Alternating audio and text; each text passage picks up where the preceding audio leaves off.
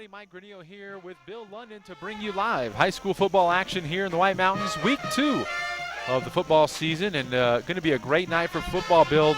Rain looks like it's not going to be a factor, although could get something a little later, but should be a fun night of football.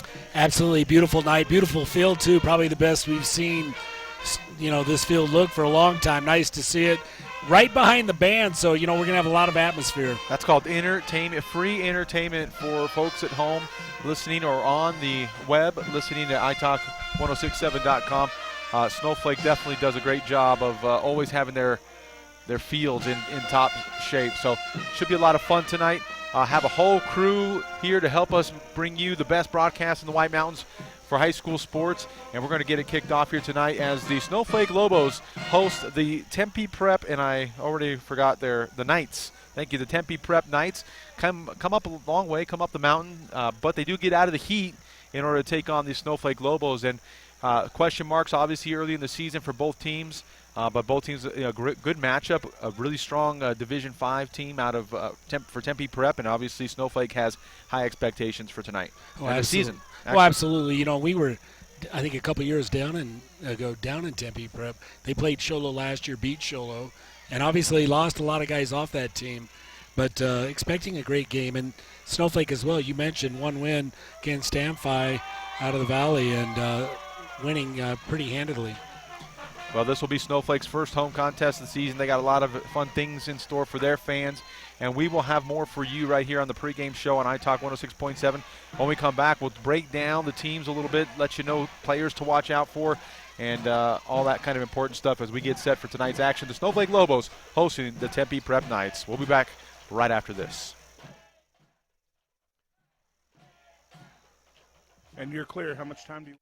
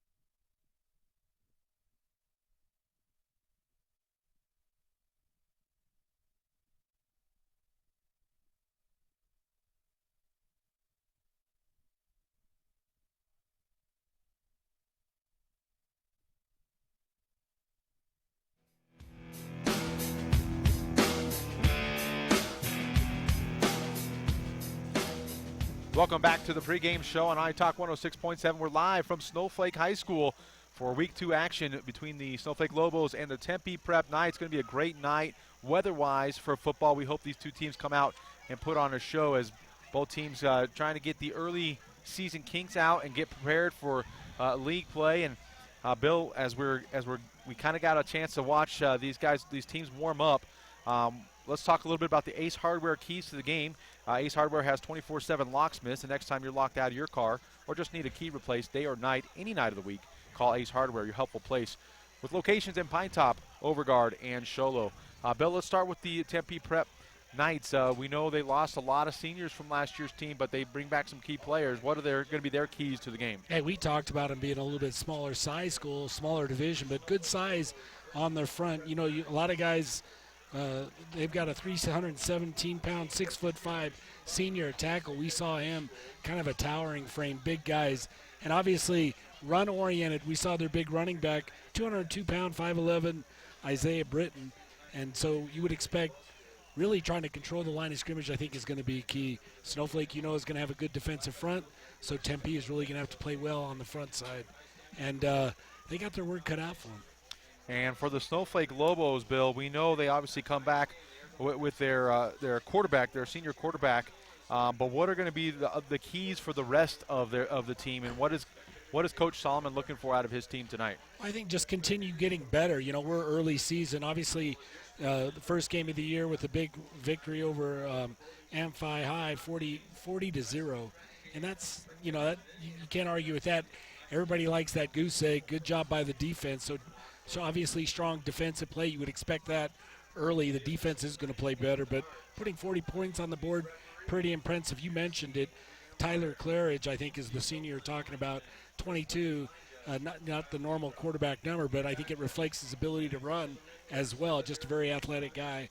And again, when we talked about against Amphi, 250 yards on the ground, 54 in the air, and really most of the ground game was by Trent Hatch, Alex Peterson, and Bailey Cook. Trent Hatch leading in yardage with 70 yards. So these guys obviously experienced from last year, coming back, getting after it. So we would expect, again, line play, doing a nice job. It'll be interesting in the trenches, as most games are. And again, these guys are well coached from Snowflake. See who can control the line of scrimmage and then get the run game off first. We have the national anthem coming up, and so we're going to step away, and when we come back, take a look at some more of those starters for both teams. You're listening to the pregame show on iTalk 106.7 and on the web at iTalk1067.com.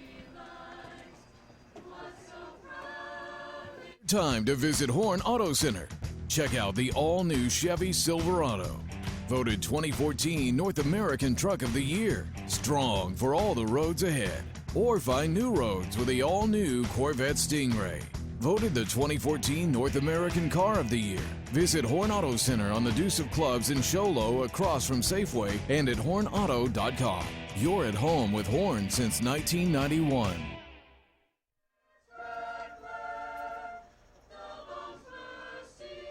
Need a fireplace? Ace has that. Need barbecue grills? Ace has that. Need paint? Ace is the best place for that. Need a chainsaw or weed eater? Ace has that too. Ace can even fix your chainsaw and your weed eater. Ace Hardware has everything you need for your home improvement project. They even have a 24/7 locksmith. Locked out of your home or car? Their mobile unit will come to you.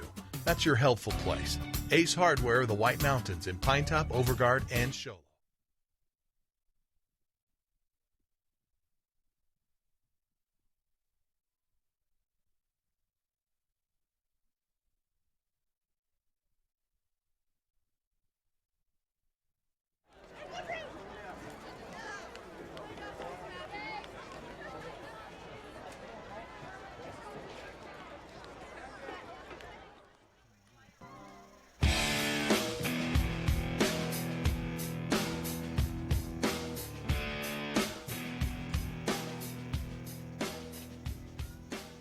Welcome back to Snowflake High School, where the Lobos will host the Tempe Prep Knights tonight. That could be tough to say as the game wears on. Not exactly. I haven't been prepping my voice for tonight, but we are just a couple minutes away from kickoff tonight, and we've talked a little bit. We've talked about the Ace Hardware keys to the game, Bill, and we obviously have some key players we want to watch out for. But right now, let's go down to our sideline reporter, Camden Smith. He had a chance to talk with Coach Solomon, and let's hear what Coach Solomon had to say about tonight's matchup. Camden? These Snowflake Lobos are ready to go, and actually didn't get a chance to talk to Coach Solomon. Got a chance to talk to Coach Kevin Stanifer, who is not only the athletic director, but he's also the guy that's in charge of the passing game, works with receivers and quarterbacks here, has for several years here at Snowflake High School. And the Snowflake Lobos, they've got some big players. They had a great game against Amphitheater last week, and obviously there were a lot of things to work on, and they worked on those things in practice. Coach Stanifer said that they are looking a lot better than they did last week. Of course, the tough thing about Tempe Prep is there wasn't a lot of game film from them because they had that Mojave team that there wasn't a lot of competition there. Couple plays, and then they were throwing in a lot of vanilla stuff. So we'll see how tonight's game goes. It's going to be interesting. These two teams look like they match up well as you look at them on the field. So I think it's going to be a good battle. All right, thank you very much, Camden. And Bill, let's touch on something else that Camden talked about right there. Week 2 you expect the learning curve to really jump up because you have that week 1 game to really see where exactly you need to focus on, what you need to focus on in practice. Is that something that you think most teams really do is get that learning curve going up high in the second week? Well, obviously, I think you've got a coaching change too with Tenney gone this year. It's a little bit, even though these coaches have been here, I think philosophically it's probably a lot in tune, but still there's different ways of doing things. They're definitely going to put their name on it. Coach Solomon's no different. He's a good coach and obviously has great experience, but they're still changing a little bit, different style, maybe just the way he calls his plays. Same plays, uses them differently, but obviously the defense comes to better, or you play defense quicker. Right. Early season, your defense will come online. It's a lot more just getting after it physically and emotionally, whereas offense is a mental game. And again, it's a lot of timing issues. It's a lot of guys that got to be in the right place at the right time and recognition of defenses. So a little bit slower in coming. Snowflake Lobos, obviously state runners up last year. You would expect these guys have some stuff really working for them. And as Camden had mentioned, some big guys. They've got size, some good teams. All right, thank you for that, Bill. We're going to go down to the field where the officials and the captains have met on the 50-yard line, and we're going to listen in on the coin toss. It's usually hot up here. Pretty nice for you, huh? All right, sportsmanship. Hit them hard, pick them up. Let's have a good football game. This is a head, this is a tail. It's a head, it's a tail. You're going to call it in the air where Mr. Sneed, the umpire, can hear you, all right? Okay, here we go. Heads, heads. It's a tail. Okay, you want to receive. Okay, Snowflake wins the toss, then they'll receive. You want to kick which way? You want to kick that way. Okay, so you guys turn your backs this way. Snowflake, turn your backs this way. All right, that is head official Chuck Copeland out there refereeing or officiating the coin toss, and looked like I believe Snowflake won the toss. They just kind of said you've won the toss, and so I'm not exactly sure, but I think Snowflake won the toss, and they have elected to receive, and we'll see if all that works out. But we are about set for kickoff, and this is the pregame show. And Bill, one final thought. You mentioned last week the Snowflake Lobos ran the ball quite a bit, had over 250 yards of rushing. Do you expect them to come out and pass a little bit more, maybe get some of those other bugs worked out? Hey, if that's it, these guys obviously with their front, you would expect just historically, they mix it up, but it's definitely run-oriented, and early on you want to establish good, solid line play, especially when you've got a line like the Lobos have. I wouldn't be surprised to see him do a lot on the ground, and again, not knowing Coach Solomon, we'll see what he does, but these guys are going to pound out some yards. Well, as we get set for tonight's kickoff, I want to remind you that we will have scoring updates from all over the state tonight. Royce Kincannon back in the studio will have those for us as we go on through the night, so make sure you stay tuned for those as well. If you have a team that we're not covering tonight, we will have scoring updates for you on games from happening all over the state. However, I don't believe Blue Ridge nor Sholo played this week, so could see some Blue Ridge and Sholo fans here at tonight's game as we are set for kickoff. The kickoff sponsor for this year's contest brought to you by Northland Pioneer College. When it comes time to kick off your college education, choose a college with the lowest tuition in Arizona, Northland Pioneer College. As the Lobos will have chosen to receive the kickoff. And back to receive is Luke Cron, and I don't know, I can't see the other number, but 2 men back deep. Tempe Prep breaks their huddle. Ball's teed up at the 40-yard line. And Connor Waltz is kicking off for Tempe Prep.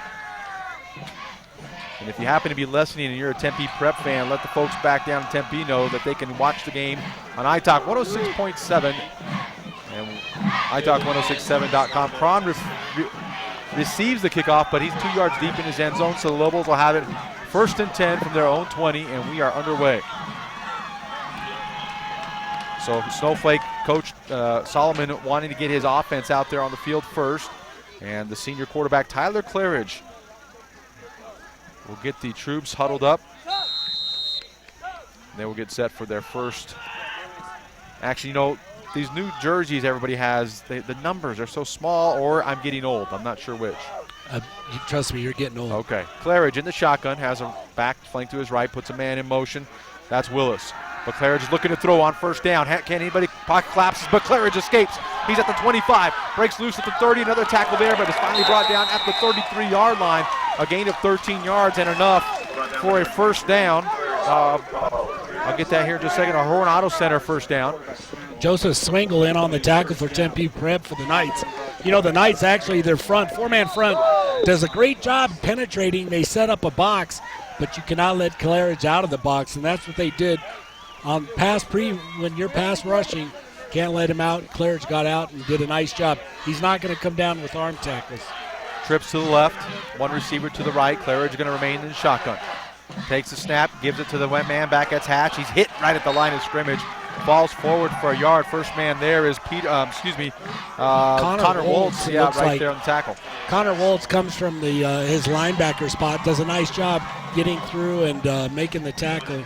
Actually, I'm sorry, he's on the front, but nice job by Connor Woltz. And then good, actually on that right corner, that left defensive front for the Knights. And correction, that was Zach Solomon on the carry as Willis goes in motion now again. Same formation, trips left. Single receiver to the right. Claridge takes the shotgun snap, fake to the first man. He keeps it, trying to get around the edge, and just again gets back to the line of scrimmage. And Waltz in there on the tackle again after a 1-yard pickup. Waltz again lined up on the outside, that time on the edge, and relatively untouched. That designed to really read off of him. Claridge kept it, turned upfield. Waltz does a nice job just knocking him, and didn't bring him down. He still managed to get a yard on the play. But good job by the Knights so far defensively. Trent Hatch coming off the sideline late to relay the play in to Claridge. Lobos will be facing their first 3rd and long situation, 3rd and 8, from their own 35-yard line. Same formation. Claridge in the shotgun, flanked to his left by a back. Looking to pass, looking down the sideline, throws it to the out, and it's complete on the far side to Alex Patterson. And it's going to be very close to the first down marker. We'll have to see where the spot is. Nice job that time. Let's go. As Claridge rolls left and hits Patterson, Alex Patterson on the out, right along the Tempe Knight sideline, steps out of bounds just about a yard and a half, or knocked out of bounds about a yard and a half shy. Yeah, going to be just short. Lobos look like they're sending in the punting unit. As Patterson, had that ball been thrown a little bit more in stride, might have been able to turn it up, although coverage was right there for the Knights. Whitlock into punt for the Lobos, stands at his own 30, back deep to receive for the Knights. Can't see his number. And the punt is a low line drive fielded by David Pivonka, and he's around at the 30, at the 34. Oh, and hammered down right there. That was Jacob Matsumoto on the return, and he gets it out to the 34-yard line. The Knights will take over 1st and 10. So Lobos pick up 1 first down in their first series, but kind of stall out after that. Well, Matsumoto on the return does a nice job. Really a low line drive kick, punt. Really a nice, if your return team gets to him quick, allows them to get back some yards. Decent field position for the Knights. In at quarterback, it looks like is number 23, Gabriel LeBeau for the Knights. Under the center, brings a man in motion across the formation. Fake it to him, give it to the deep man. That's Waltz, and he is submarined under. First one there is Solomon, but a couple other Lobos in there on the tackle. But a pickup of 3, going to bring up 2nd down and 7. Both these teams, Isaiah Britton on the run that time. Both teams really were going to use speed sweeps. That time you had the motion setting up the jet sweep. Snowflake Lobos on this side drop out to cover the speed sweep, and they dive right inside. Jacob Brown lines up wide left for the Knights. LeBeau under the center, and we have movement as the center forgot to snap the ball, and good line surge, but didn't work out so good. Flight, 5-yard penalty. Try to do a little better job getting the official call for you. I'm a little rusty. Again, just a little over anxious for the Knight offense. Nice job by the defensive front for the Lobos, though. Really moving, move on ball, looking at ball, and they hold tight. Again, the Knights move back 5. Going to bring up 2nd down and 13. 2 backs in the backfield, 1 offset. Bring a man in motion again. Take the snap, pitch it to the deep man. No, it's a pass. He's got pressure, though, and he's going to be sacked. Tegan Peterson back there to make the stop on the bow on the pass attempt. Good coverage downfield, and it drops the Knights back another 8 yards. It's going to bring up 3rd down and 21. Long way to go for the Knights. You mentioned the junior Tegan Peterson, 5'9", 160-pounder, is coming in from the backside. Does a great job, just a little speedster. Brings that out to the pressure from the backside, brings them down. And again, Tempe Prep going the wrong direction now, facing a 3rd and really long. 23. LeBeau going to go back under center, though. Same formation, has a wide out to the left side of the formation. Brings that man in motion. Give it to him, and he's trying to get to the outside, of the far side of the field. Just turned the corner, but only going to pick up a yard on the play as the Lobo defense strings out the play and brings him down for a loss. Flores on the carry from the wide out position, so that's going to bring up 4th down, and the Knights will be forced to punt from deep in their own territory. No question. Snowflake Lobos, lots of quickness on the outside, doing a nice job on the edge that time. Tempe Prep running to their far side, their own sideline, and a lot of yards going horizontal across the field, having a hard time going up and down up the field. Willis back to receive this punt, the junior. And Brown to punt for the Knights. It's a low line drive punt. Bounces just out on the other side of 50. Willis gets it on a hop at the 40. Going to try to set up the wall. Here he comes. He's at the 50. He's at the 40. Cuts it back up inside of the 30, and it's going to be tackled from behind, but all the way down to the 26-yard line of Tempe Prep. Lobos will have it. 1st and 10. Flores made the tackle, but not before Willis picks up big yardage. And again, another one of those punts, very low to the ground. The return gets it quickly. And a great wall. Again, special teams, always important to every team. And Snowflake Lobos obviously been working on it. Great wall set up over on the Snowflake side. And he got behind the wall and brings it back. Only a 4-yard net on that punt, really, for the Knights. So Claridge under center. Solomon flanked to his left. 3 receivers left, 1 to the right. Claridge takes the snap. Give to Solomon, trying the right side off tackle. Does break through for a gain of 4. Call it 5 to the 21-yard line. Going to bring up 2nd down and 5. Nice job by the Lobos that time. Again, different looks, spread everybody out, and just a dive off the right side, spreading out that Knight defense. And again, Solomon with a nice little run, picks up 5 yards on that 1st down. So the Lobos getting the plays are coming in a little late. We'll see if that affects things as Willis comes in with the play very late in the play clock. Not that we have an official play clock, but in my mind, it took a long time. As they break the huddle, they send Willis and Tate and Whitlock to the far side. Claridge takes a snap, fake it. Now he's going to look to throw and just throws it away. Heads up play, though, by Claridge. Patterson, the nearest receiver in the area, but Claridge just had to get rid of that as he was taking pressure on that left side. Alex Patterson, as you mentioned, spread far left, and that thrown just like a go to the outside. Very tough. Claridge is rolling left, throwing against his body, right-handed thrower, and had a hard time, couldn't set his feet, and really overthrew the receiver, just getting rid of it. Good job defensively by the outside linebacker on that side. Defensive end does a nice job really pressuring Claridge to get rid of it quickly. 3rd and long. Claridge gives it to Cook. Trying that right side again, but he's going to be dropped from behind. And Wolk right there on the tackle again. Excuse me, that's Isaiah Britton on the tackle for the Knights. No gain on the play. Going to bring up they're going to give him a yard. We're going to call it 4th down and 4. Probably in the area, though, where the Lobos are going to go ahead and go for it. Yeah, Britton does a great job for the Knights, again, tracking that down. We saw him earlier make a tough play. Inside linebacker for the Knights does a great job really tracking him down from the back and stopping him short of the 1st down. This time the Lobos go with a tight double wing set. 2 backs in the backfield. Claridge takes the snap, fakes it, looking to pass, right side, going to the end zone to Willis in the corner, incomplete. A little bit of incidental contact as there were 2 defenders on that play and the ball overthrown. And so the Lobos turn it over on downs back to the Knights deep in their own territory. I tell you, it looked like they had Patterson on a seam route running right down the middle of the field that didn't have as much pressure as where he threw it into the corner going deep. But nice little tightening up by that Knight defense and no call. You know, you saw a lot of pressure on the receiver, but no call, and the officials were right there.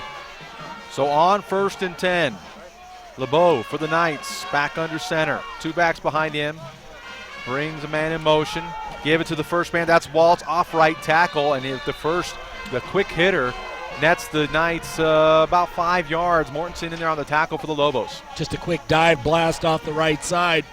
Again, not messing around, which you can't do with this Lobo. They know this Lobo defense, their quickness is going to be a problem. Just try to do a quick dive, which again, nets about 5.5 yards on it. Going to bring up 2nd down and 5 for the Knights. Ahmad Jones lines up wide left. Waltz and Britton in the backfield behind LeBeau, under center. Brings the man in motion across the formation. Give it to the deep man. That's Britton, I believe. He goes off left tackle.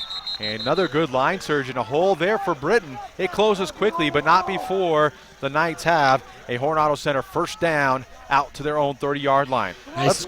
Let's go down to our sideline reporter, Camden Smith. Camden?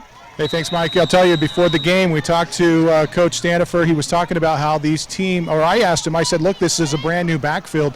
As Tempe Prep graduated their entire backfield, their quarterback and their 2 backs, and or their 2 leading rushers. And so he said, yeah, but look at their backfield today. And Britton's one of those guys that you're looking at. These guys are the real deal. Very good size in that backfield. So on 1st and 10, LeBeau, same formation. Little bit of problem on the snap. Oh, excuse me. Get ready. That's going to be offsides, I Dead believe. ball. Encroachment. Blue. And that is going to go against the Lobos. And it's going to give the Knights 5 yards free. You know, when you talk about Britton, again for the Knights, you know, a big guy that can, you know, actually move. It's impressive. You just like you would want your fullback. He's a north-south kind of guy, big frame, but he can, we just saw him make some nice little cuts, quick feet, and gets off quick. Good sign for the Knights. Knights come back out with the pro set to the left. 2 backs behind LeBeau. Brings a man in motion. That's Brown.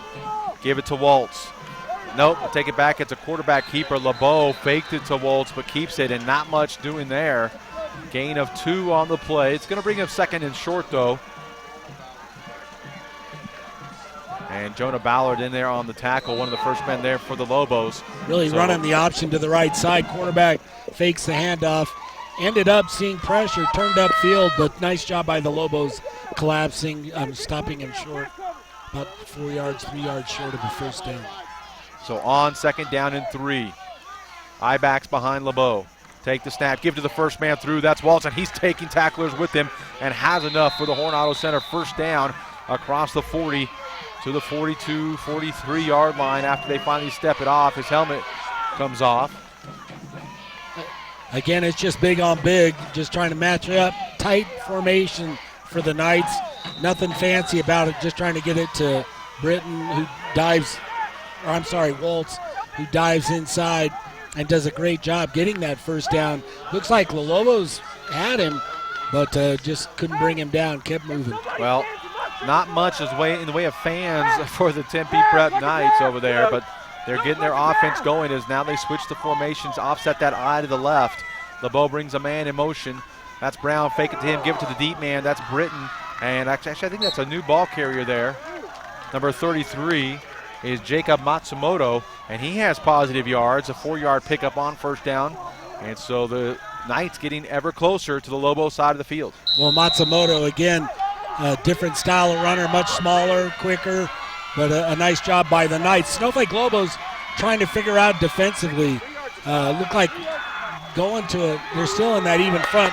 That last play, they went to an odd man front covering the nose guard. On 2nd down and 6, Bing Brown in motion, but give it to Waltz up the middle. Quick hitter off left side of the center, and he's going to be very close to another 1st down. They give it to him as he's across midfield to the Lobo 46-yard line. The Knights doing it on the ground. You talked about in the Ace Hardware keys to the game, Bill. Line play is going to be key, and right now Tempe Prep looks like they're controlling the line of scrimmage. Well, Coach Britton's got to be happy for the Tempe Knights, Tempe Prep Knights. Again, really controlling the board. Best defense as have your offense on the field, and really doing a great job sustaining this drive. Isaiah Britton back into the backfield for the Knights. Give it to him, the deep man. He tries to bounce to the outside, but he's going to be stopped for a loss. Getting in there, Keegan Bjorn dropping him for a 3-yard loss back to the 48-yard line. So now a 2nd and long coming up for Tempe Prep. A little bit of misdirection that time. And again, the Snowflake Lobos are quick. And I think that's one thing Coach Britton sees. He has success on the quick blast, quick dives. Doesn't mess around. That time, tries a couple fakes. Snowflake collapses on it. LeBeau under center. Brings a man in motion. That's Jones. And the ball is loose, but looked like Waltz got on it. And that's going to back the Knights up more. And let's go down to our sideline reporter, Camden Smith. Camden? Thanks, Mike. Listen, this Tempe Prep team is not a team that likes to pass. We've got a passing down here. In a passing situation, we'll see what they do. They only threw for just over 800 yards last season. They rushed for over 3,000 yards last season. And so we'll see if they go to the air here or if they decide to do some trickery. All right, thank you very much, Camden. Last time the trickeration? Trickeration? I tell you, you got to give a shout out to Leon LaGrange, defensive tackle for the Lobos that last time. Just blew up the offensive line, penetrated, and really broke up that play, causing that Well, loss the of Tempe yards. Prep Knights are going to take a timeout. They want to talk this over. We will take a timeout with them. You're listening to Hatch Motor Company's presentation of high school football on iTalk 106.7 and on the web at iTalk1067.com.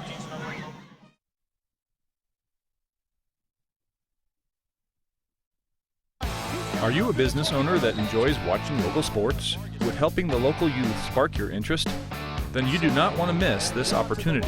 White Mountain Youth Productions brings you local sports produced by local high school students. Your tax-deductible sponsorship will keep us up and running and provide you with advertisement for your business. Call Sholo TV today to help your local high school students get experience while your business gets attention. Call 928-532-4160. Welcome back to Snowflake High School. 0-0 our score with 1:29. Scoreboard update brought to you by Black Diamond Auto Glass as the Tempe Prep Knights have called timeout here on 3rd and 15. And as Camden mentioned before our break, passing situation, but we saw last time Tempe Prep dropped back to pass. Keegan Peterson sacked their quarterback for a loss. This time they bring 2 receivers, 1 to each side. Ivax behind LeBeau, under center. Takes a snap, dropping back to pass, looking right, throwing long, has a man. And it's caught. It's caught at the 15-yard line. Is he inbounds? He is. And it's good for a Hornado Center first down to the 16-yard line. And it was Waltz lined up as a receiver this time. And Bjorn put it where it needed to be. Lobo defender ran right past it. You know, just right down the sideline, the Tempe Prep sideline.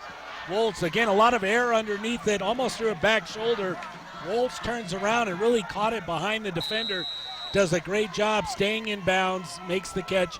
And, we talked about how Tempe Prep likes to run the ball. What an outstanding throw that time.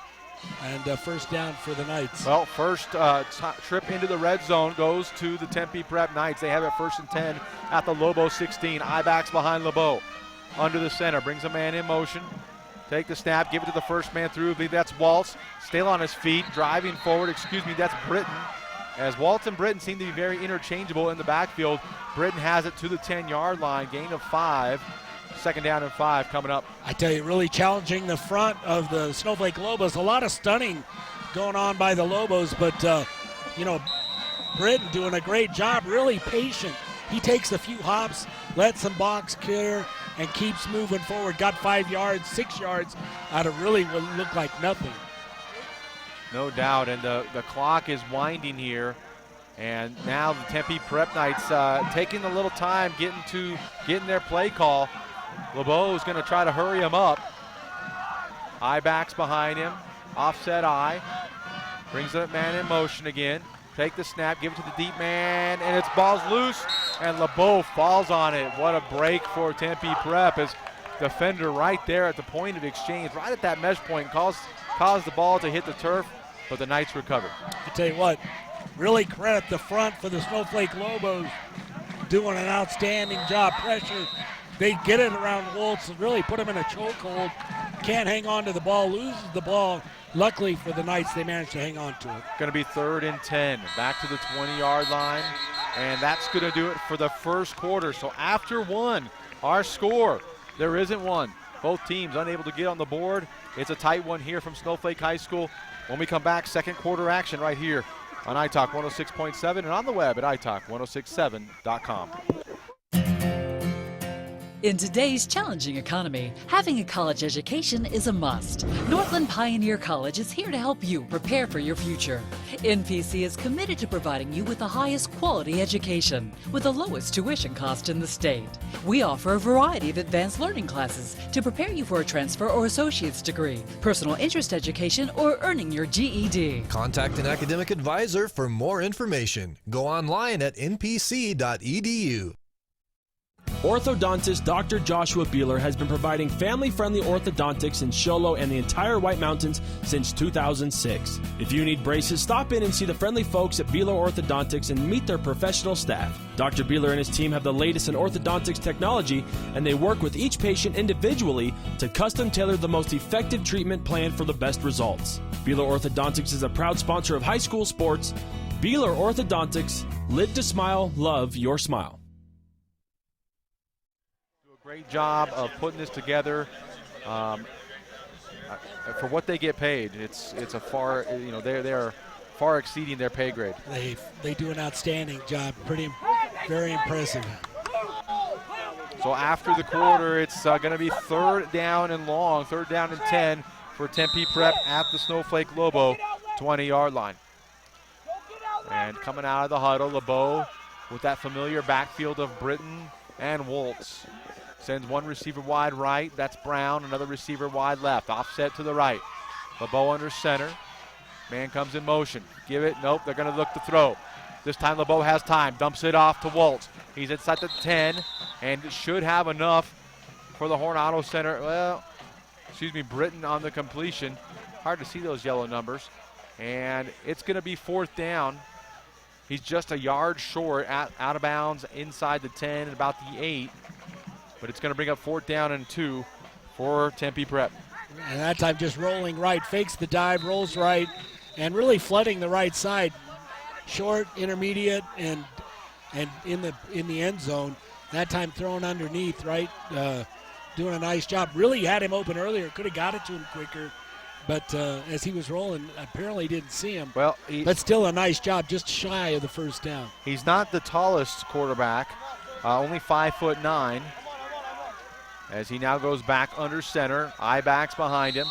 And we have a penalty. And we'll check in. No. Looks like a timeout instead, so excuse me. No penalty on the play. But, yeah, I think they threw a flag just to alert the White Hat that there was going to be a timeout. So play clock was obviously running down, and Coach Britton didn't really like what he saw. So Bill, I'm going to put the coach's hat on you. You got 4th and 2. Camden talked about that Tempe Prep doesn't like to throw the ball, but they're 2 for 3 tonight for some pretty big pickups. Do they throw the ball here or do they run it? Well, I tell you what, I would run it. They've got some good running backs, and I would keep it with Britton, just running it right up, quick blast inside. Their front has done a decent job, really just getting toe-to-toe and mash and see if they can get a couple yards out of this thing. I think it's a long 3. But, as you mentioned, their passing, it's really opened up because of that run play. Rolling out with the fakes, and the Snowflake Lobos really are making sure the run stop on their defense, and that's a credit to the Tempe offense. If you look at that backfield for Tempe Prep, Connor Woltz, a 6'2", 217-pound senior. Isaiah Britton, 5'11", 202-pound senior. So plenty of size in the backfield as they line up now. They put Woltz in at fullback. They flip him. So Lebo under center, long snap count, trying to draw the Lobos off. Offsides, takes the snap, give it to the first man through, that's Woltz, and he's hit. And I don't think he got it. It's going to depend on the spot. No. Immediately they're saying he was short, and they're going the other. Nice job by number 64, for the Snowflake Lobos, Justin Weber. Turns away Tempe Prep. You know, Justin Weber, 6'4", 203. Not a bad frame on that guy. Does an outstanding job inside. Do the Lobos pinch and shutting him shy. And so the turnover on down gives the Lobos the ball back, keeps the Knights off the scoreboard. Our score remains 0-0. Our scoreboard report brought to you by Black Diamond Auto Glass. Now the Lobos have a long field, though, to work with. Ball spotted about the 7-yard line. So Claridge will go back to work in the shotgun. Cook in the backfield to his left, give to Cook. He's trying the right tackle. Not much doing there, but does get out to about the 10-yard line. Woltz there on the tackle. Woltz going to be very busy tonight, it sounds like, but a pickup of 2 for the Lobos. Just keeping it simple, just trying to create some space that time, rolling right. Gets a couple yards out of it. Again, their backfield in the end zone, I think that was their halfback, Cook. Claridge in that shotgun. We talked about a new head coach, but the formations look the same. Claridge takes a snap, give it on the counter, bringing the end around. Counter goes up inside, and that's going to be good for another couple of yards. Call it 2. Now 3. Hatch on the carry. He picks up 3. Going to bring up 3rd down and 5. I want to thank one of our sponsors tonight, Subway. Be sure to step into a Subway restaurant this weekend to support the community and make a difference. For every 1% increase in weekend sales from April 15th through August 31st, so just a couple days, Subway restaurants will donate $11,600 to Special Olympics Arizona. Now Claridge going to the air on 3rd down. Oh, and it hits Tate right in the numbers, and he cannot come up with it. Had to go up high to get that one, and pass falls incomplete on 3rd and 5. Well, John Paul Begule for the Knights really defensively did a nice job. Claridge, that an out, just about an 8 and out, and that time Begule does a great job. He actually was in front of Tate. Amazingly, the ball got to Tate. Luckily, Begule didn't come up with it. So the Lobos will be forced to punt on 4th and 5 deep in their own territory. Willis, I believe Tate might, well, let's see who's doing the kicking. Logan Whitlock going to punt for the Lobos. Matsumoto back deep to receive for the Knights along with LeBeau. It's a low end-over-end kick.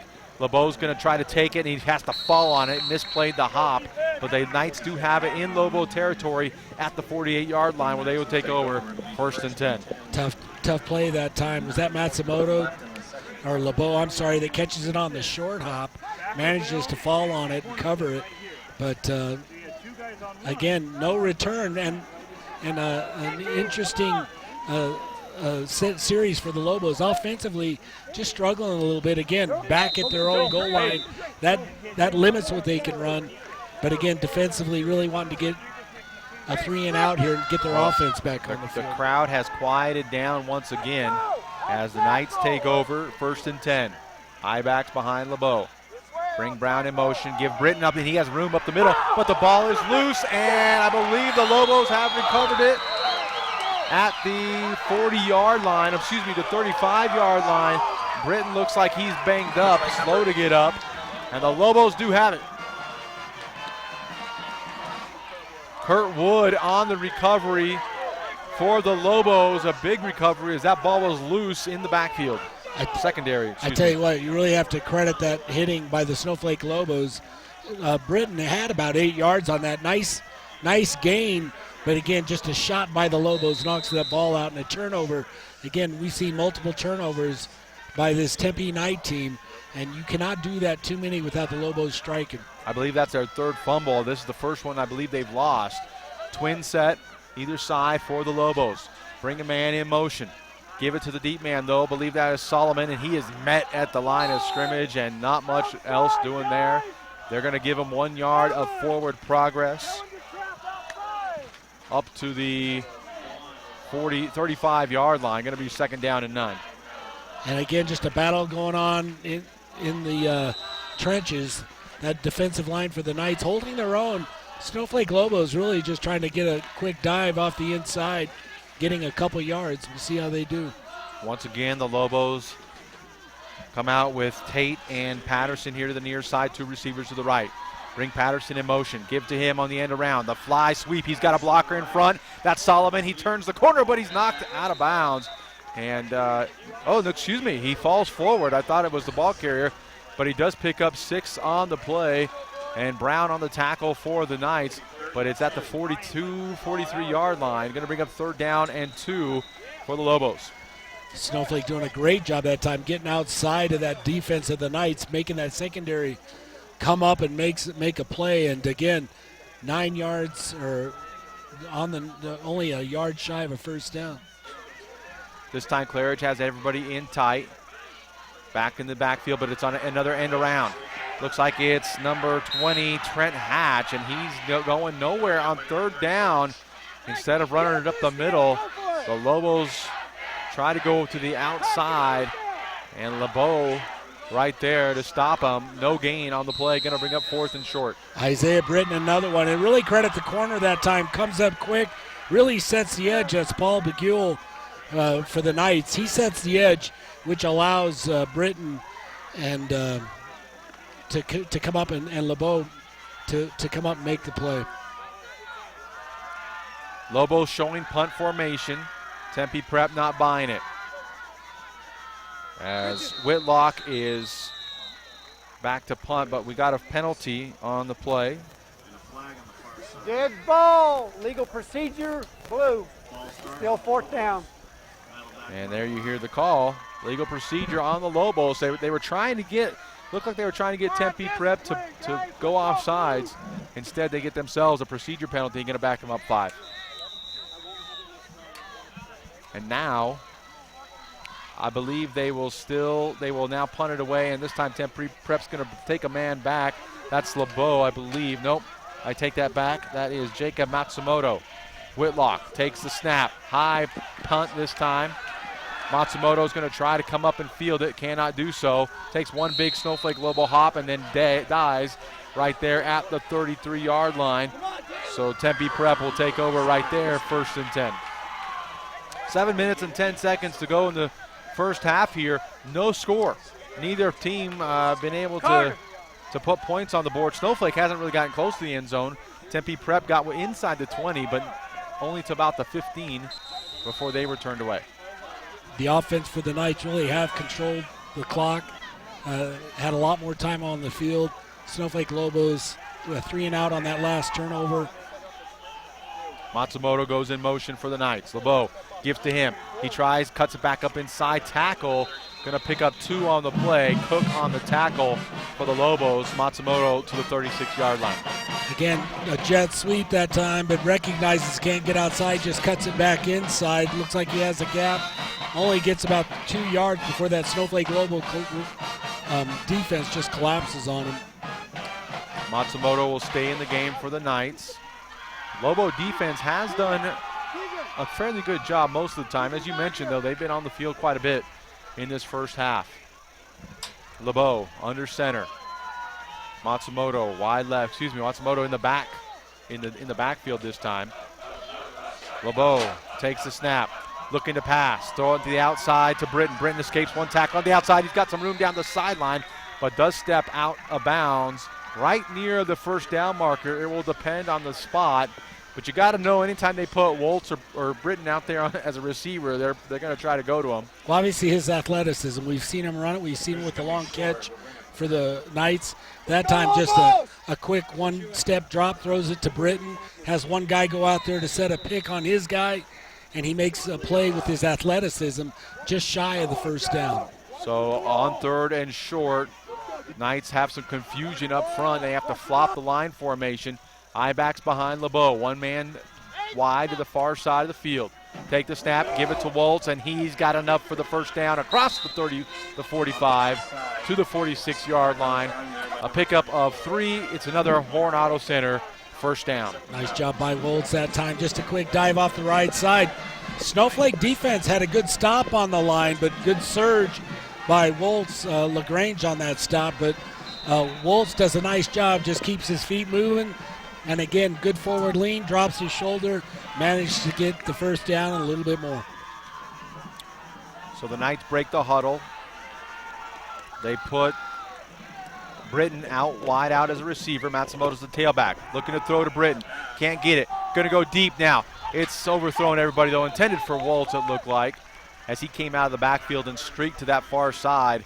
But Lobos not biting on this one, and the pass falls incomplete. Going to bring up 2nd down and 10. Interesting strategy. Again, faking like they're going to throw out to this wide side, fake the dive. But it kind of had ugly written all over it. He was really watching his receiver. Snowflake Lobos do a nice job. They don't bite on it. They keep deep their depth and really cover it well. So LeBeau going to set the troops again. Matsumoto now goes to the wide out position. Britton and Waltz in the backfield. Bring Matsumoto in motion. Going to fake to him, give it to the deep man. That's Britton trying to pick his way through traffic. Not much doing there. Going to bring up a 3rd down and long. Want to remind you that tonight's football contest presented by Hatch Motor Company in Snowflake and Sholo. Simply the best in service and sales, Hatch Motor Company. 3rd and long again, Bill. Are they going to go back to the air? They've had some success there. I think they're going to have to. It'll be interesting. They ended up running that last turnover. They got about 8 yards on that blast off the right side. But Snowflake Lobo front's doing a decent job, so we'll see. But I would expect they're going to go in the air. Matsumoto going to line up wide out to the near side of the field. LeBeau under center. Here comes the motion again. The snap. They're going to fake it, and they're going to try to pass, and LeBeau's in trouble, escapes one man, but cannot escape the next 3 Lobo defenders led by Royce Wilkins in the backfield. They drop LeBeau for a big loss. Loss of about 5 on the play. It's going to bring up 4th down and 15, and Tempe Prep going to probably have to punt. 4 minutes and 38 seconds to go in the first half, and again, no score. Defensive front does a great job. They win that one for the Lobos. Great pressure, all 4 of them. Don't stop. Again, Fox misses. They come back, and next man up, Snowflake Lobos put him in a punting position. Back deep to receive this punt is Willis.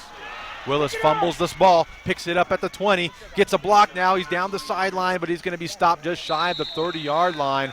The fumbled reception kind of hurt Willis on that one. Boy, he does manage to get 9 yards on the return, and the Lobos should have at least one more opportunity to try to get their offense going on this series. Well, obviously, again, kind of what you would expect early season, especially 2 teams that are really teeing it off. Defensive play pretty strong for both teams. Offensively, a lot of miscues, and we've seen turnovers, we've seen fumbles, even recovered by the Knights, and the Lobos as well, just struggling, really sustaining drives. 2 receivers split out wide on either side. Bring a man in motion.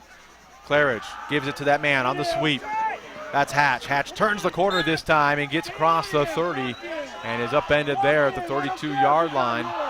Going to be a pickup of 4 on 1st down. Going to bring up 2nd down and 6. Little jet sweep around the left side for the Lobos, and again, Hatch does a great job getting those positive yards. And again, if you can get 4 or 5 yards on that 1st down, really makes it easier for the offense. More options. Claridge breaks the huddle, same formation. 2 receivers either side. Solomon in the backfield to his right. Brings a man in motion. That's Willis, but he's going to give to Solomon in the backfield. Gets away from one defender. Spins forward to the 35-yard line. Just a pickup of 2, but it's going to set up a 3rd and long 3 for the Lobos. But now at least you have the element of you could pass or run in this situation. Well, and again, that time faking the jet sweep, a spread formation, everybody spread wide, really expecting their line to take over on the front. But Tempe Prep does a decent job really staying home. The front does a nice job shutting it down. Again, the Lobos managed to get 1, but as you mentioned, 3rd and 4, 3rd and 3, a long 3. Claridge in the shotgun. Looking to pass, 3rd and short. Dumps it though, it's a screen and it's incomplete. Oh, nobody around as Solomon right there and had 4 blockers out in front of him. Everybody else is deep. That could have been a big play. You couldn't have called a better play. Great job by Coach Solomon. They come back with a screen, middle screen, and Tempe really bid on it. Everybody's penetrating, nothing but blue jerseys, just a little overthrown. Again, maybe early season overthrown. can't seem to get to hang on to it. But well executed, well set up. You just got to finish and make the play. So with 2 minutes and 40 seconds to go in the second quarter, Lobos forced to punt. 4th and 3, Whitlock back, takes the snap, low, line drive, end over end punt, takes a big Lobo hop, and it'll be down at the 21-yard line. Willis down there. Matsumoto wanted to return that, but could not get the hop that he wanted. And so the Knights will start 1st and 10 at the 21-yard line and have 2.5 minutes to try to get something going on the scoreboard. Dakota Moore limping off the field for the Lobos. Yeah, Matsumoto makes a really good decision. Snowflake Lobos, great coverage on that all over it. A good decision not to try to make a return on it. And again, you'd rather have the ball on the 26 than a probable or a possible turnover. And again, the Lobos are right there. Wind has picked up considerably. Wind is at the back of Tempe Prep right now, but the wind has definitely picked up weather-wise tonight. As now a lot of confusion for Tempe Prep, still trying to work out those bugs. Walt's going to change sides of formation, 2 receivers left, 1 to the right. Shotgun for LeBeau, and looked like we had movement on the line. And we'll check with our official. False start. Another one of those ugly all over it that time. Couldn't seem to get the right formation. A lot of confusion for the Knights. And again, jumping off sides, just too much time. Yeah, that does not help the cause when you have not much time left on the clock and you're trying to get points on the board. So 1st and 15 now for Tempe Prep. This time they bring 3 receivers to the right. LeBeau's going to stay in the shotgun. Haven't seen this all night out of Tempe Prep. Brings a man in motion. That's Brown. Going to fake to him. He's looking to throw. Here comes pressure. Gets rid of from 1. He gets outside the tackles. Now is going to be dropped for a loss. And not much doing there as LeBeau should have thrown that away. Instead, he eats big yards on that one. Here's the penalty. We'll get the explanation for the penalty from our referee as he gets information, because I think there's 2 flags on the play. They could be for the same thing. They're still trying to sort it out. Got to check with the officials. As it stands, it's going to be about a 10-yard loss, maybe an 8-yard loss for Tempe Prep. LeBeau he evaded the first tackler, but could not get the rest. Yeah, the flag on the 11. Yeah, there's a flag. Well, there's a flag on the 11-yard line. Looks like the clip or the hold was on the 3-yard line. Yeah. And that was against the Knights. They showed that early, but, yeah, not a good decision made by Gabriel LeBeau that time. Again, in high school, you cannot just throw it out of bounds. Even though you get outside the tackle, you cannot throw it out of bounds. You've got to throw it to a receiver. So a block in the back is all it was. The Lobos choose to decline it, and it's going to be a 2nd down and a whole bunch. So they choose the loss of down, and the clock will wind. 2 minutes, 21 seconds. LeBeau empties the backfield now. Bring Britton in, hand off to him, and the ball is loose again, but somehow Britton falls on it, as right there at the point of the attack was big number 78, I believe. I thought it was. I think it was Caleb. No, I'm sorry. It was 58 LaGrange. Leon LaGrange does a great job from his linebacker spot. Immediately penetrates, gets in there, and for Britton, luckily that ball bounces right back to him. Well, the Lobos are sniffing a little change in momentum here, and they want to call a timeout to preserve some time on the clock with 2 minutes and 7 seconds to go. It's 3rd and forever for Tempe Prep, and if they can, they still have 2 timeouts left, so they can stop the clock after this 3rd down play and try to save some time and get some field position and try to get the ball in the end zone. Our score remains scoreless, 0-0. And you mentioned it, the wind really kicking up. I don't know if I'm not sure if our 10's going to make it. If we're picking it up, but well, think the 10 will survive? I'm hoping so. But we'll see how that plays. Again, from a punting perspective, at least you got the wind at your back for the Knights if you can get it off. And when you're punting from your own 3-yard line, he's going to be right against the back line in the end zone. So they do have one more play to try to get out of the shadow of their own end zone. Does Tempe Prep. It's 3rd and long. 32 is the official count. I tell you, might not be a bad time to do a little squib kick, but looks like Lobo is going to go under center. And back there in the backfield with him is Waltz, is deep. Britton the up man. One receiver to the left, that's Matsumoto, comes in motion. Give it to the deep man, that's Waltz, and he's got room across the 5, the 10, to the 12-yard line. Waltz picks up good yardage and gets some breathing room for the Tempe Prep Knight punting game. But the Lobos are going to take another timeout. It's going to be 4th down and 25. 4th down and 25. Snowflake's just calling this timeout to stop the clock. 1 minute, 58 seconds to go here in the second. But as you mentioned, those last yards, really important for the Knights, as they do have a little bit of room for their punt team. And again, the Snowflake Lobos wisely calling timeout, see an opportunity here. They could have some of their best field position of the first half. Now, I'm wondering if the Lobos are going to set up, if they're going to come after the punter. Well, we saw them earlier with that big return. You know, they set up a great return. Obviously, you would expect they're going to come back with a return. Tanner Willis will be the deep man. He's inside the 50-yard line, though. And I think you're right, Bill. It looks like they're probably going to set up a return, as our good weather may not last the entire game tonight. This wind picking up could mean a storm is coming in.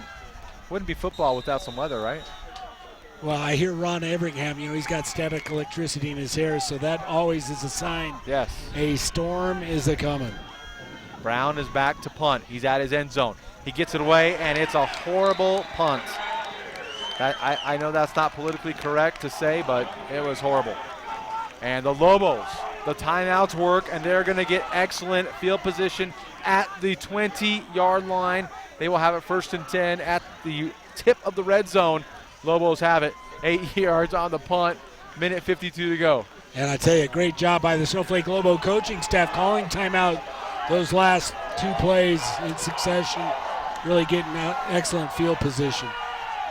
So on 1st and 10, Claridge in the shotgun. Solomon flanked to his left, 2 receivers either side. Takes a snap, looking to throw on 1st down, has a man, and it's caught at the 12-yard line. A pickup of 8 on the play to the 12. Going to bring up 2nd down and 10. Tate on the other end of that completion. Nice little spread formation, just a San Fran. Inside guys go vertical, outside guys, or inside guys go out, outside guys go vertical. Nice job by the Lobos. Going to send Whitlock, Willis, and Tate wide to the right side. Claridge takes the snap, looking to throw again to the single receiver side, throws it up for grabs, and it's defended well. Intended for Tate, defended by Begul on this near sideline, one-on-one, and the Tempe Prep Knights turn them away. 3-by-1 formation for the Lobos, 3 on the wide side, 1 on the backside. They elect to come to the backside, trying to hit JT Tate, who goes up. Again, not bad size, 6'1", but well defended by the Knights. And again, a 3rd and about 2 now for the Lobos. Dakota Moore comes limping off the field once more, not quite completely healed from his earlier injury.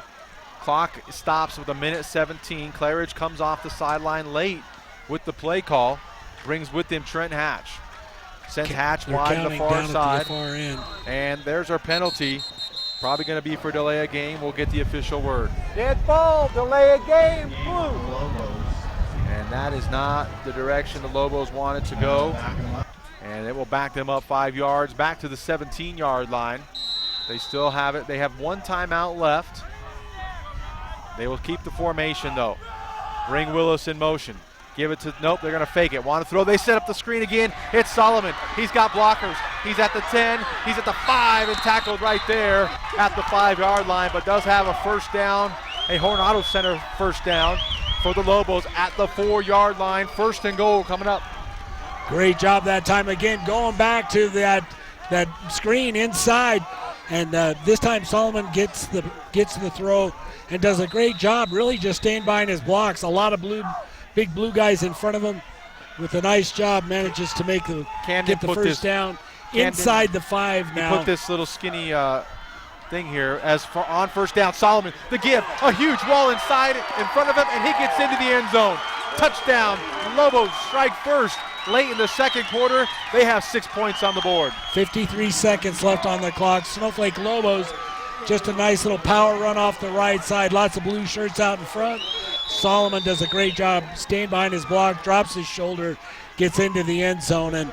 And again, what a way to end the first half with that quick score. Brady Peterson, the big man up front, leading the way for the Lobos. On to try the untimed point after try is LaGrange for Snowflake. The snap, the hold, the kick is up, and not good. It is short, and so our score will remain 6, the Lobos 6, the Knights 0. We will step away. You're listening to high school football presented by Hatch Motor Company of Snowflake and Show Low on iTalk 106.7 and on the web at iTalk1067.com.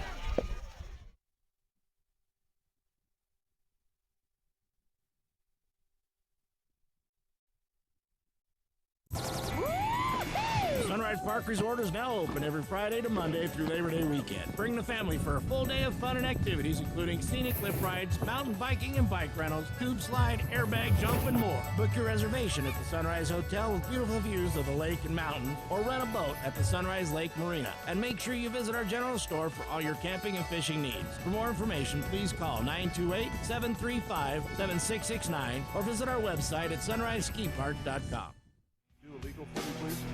Welcome back to Snowflake High School. The Lobos on the board. They lead 6-0 here against the Tempe Knights. You're listening to high school football presented by Hatch Motor Company in Snowflake and Show Low on iTalk 106.7 and KNKI in Pine Top, Show Low, and on 102.5 in Pine Top at Kopaniki Communication Station.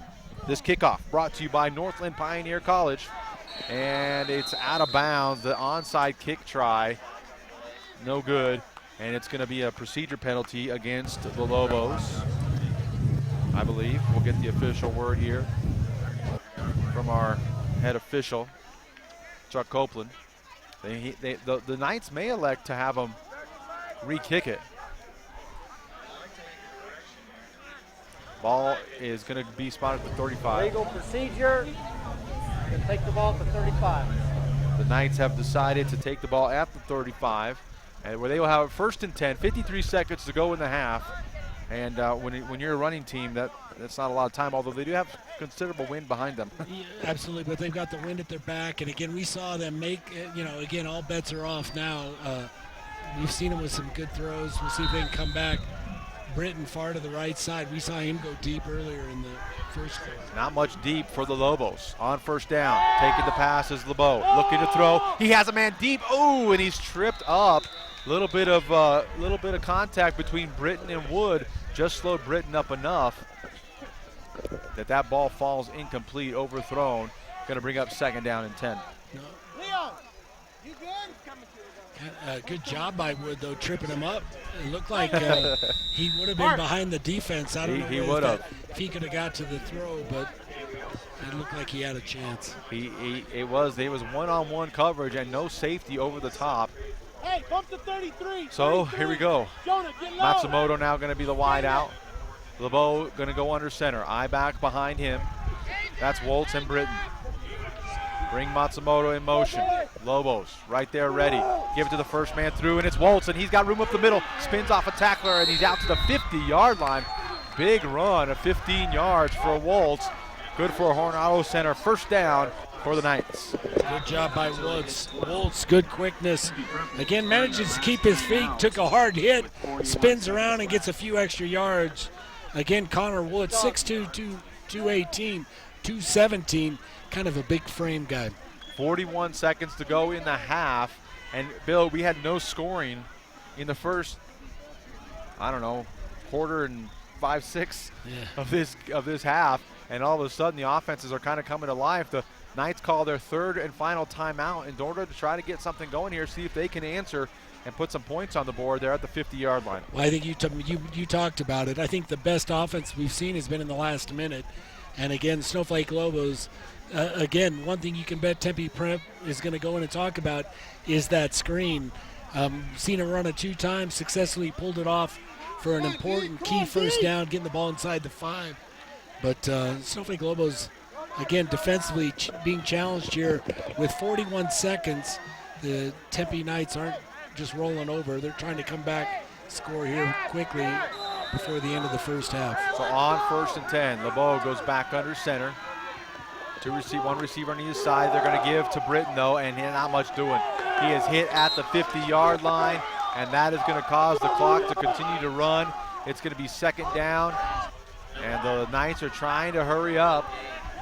26 seconds. Great job by Leon LaGrange. Again, great name for a football player, LaGrange. Takes the snap and spikes it on 2nd down. Not much of a throw there, but they're going to call it incomplete. It's going to bring up 3rd down and long. 19 seconds to go. Don't forget to stay tuned for our Sunrise Park Resort halftime show. We'll have a look inside the numbers. Not a whole lot to report on offensively, but we'll give it to you nonetheless. Also going to hopefully have some scoring report from around the state. Well, you know, Sholo's got Chinle. Wouldn't expect much there. It's over in Sholo. You would expect them to control that game. Again, big win last week against Roundbound. LeBeau looking to throw, can't find anybody, rolls out, now throws, and it is caught. But no, not much game-wise, 10 seconds, and the clock's going to continue to run. Didn't get out of bounds.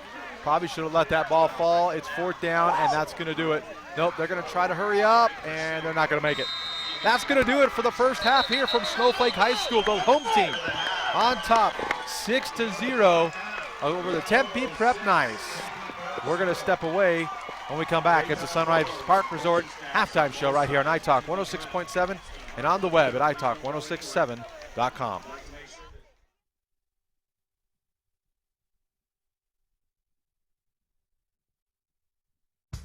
There's no better time to visit Horn Auto Center. Check out the all-new Chevy Silverado. Voted 2014 North American Truck of the Year. Strong for all the roads ahead. Or find new roads with the all-new Corvette Stingray. Voted the 2014 North American Car of the Year. Visit Horn Auto Center on the Deuce of Clubs in Sholo across from Safeway and at hornauto.com. You're at home with Horn since 1991. Black Diamond Auto Glass provides the finest full-service mobile and in-shop glass repair services. From free chip repair to windshield replacement, tinting, and more. We're here to pamper you and your car. Black Diamond Auto Glass. Yeah. This job looks perfect. It says you need a high school diploma. You've got one of those, right? Skip the drama. Get your diploma. I got that. Find free adult education classes at finishyourdiploma.org. Need a fireplace? Ace has that. Need barbecue grills? Ace has that. Need paint? Ace is the best place for that. Need a chainsaw or weed eater? Ace has that too. Ace can even fix your chainsaw and your weed eater. Ace Hardware has everything you need for your home improvement project. They even have a 24/7 locksmith. Locked out of your home or car, their mobile unit will come to you. That's your helpful place. Ace Hardware of the White Mountains in Pinetop, Overgard, and Sholo.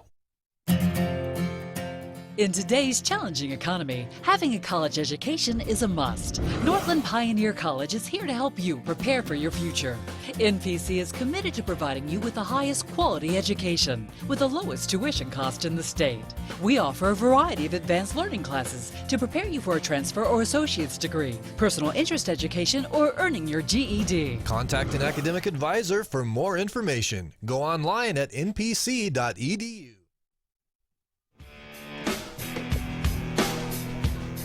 Welcome back to Snowflake High School for the Sunrise Park Resort halftime show.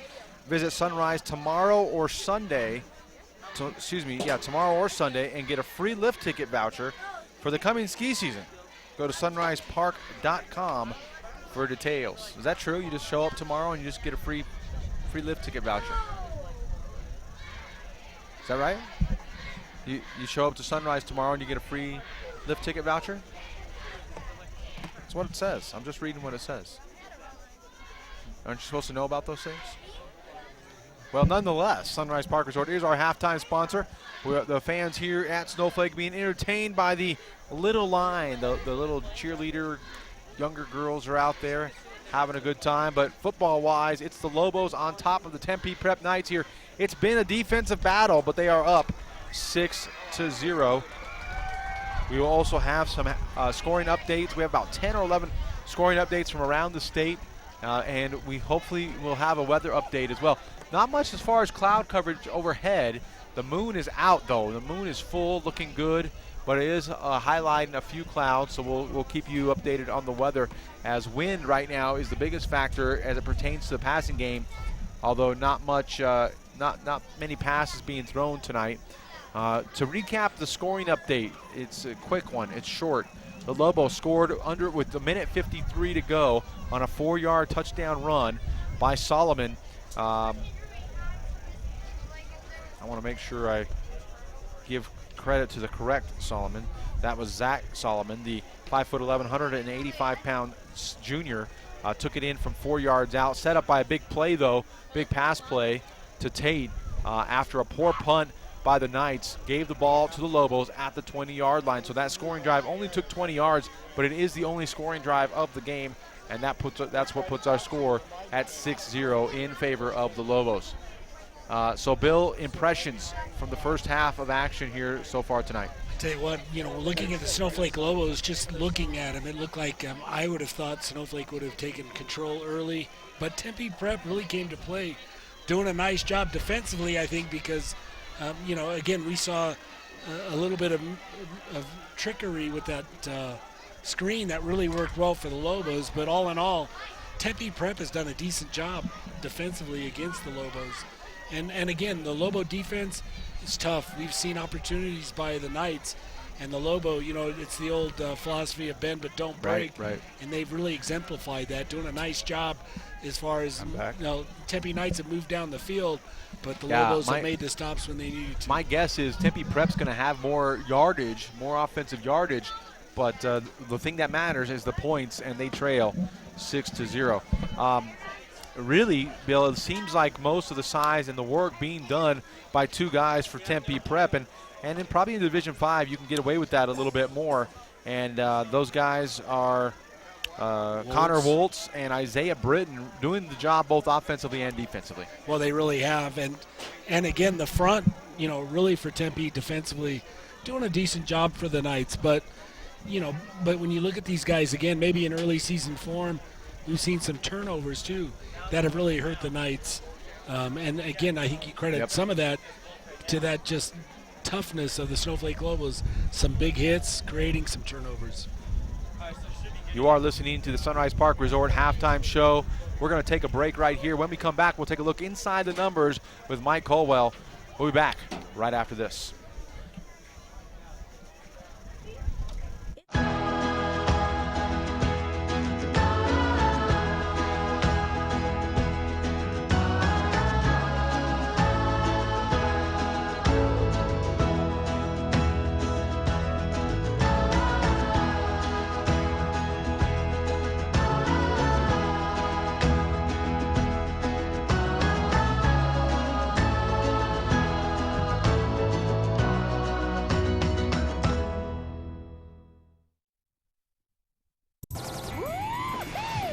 Park Resort is now open every Friday to Monday through Labor Day weekend. Bring the family for a full day of fun and activities, including scenic cliff rides, mountain biking and bike rentals, tube slide, airbag jump, and more. Book your reservation at the Sunrise Hotel with beautiful views of the lake and mountain, or rent a boat at the Sunrise Lake Marina. And make sure you visit our general store for all your camping and fishing needs. For more information, please call 928-735-7669 or visit our website at sunriseskipark.com.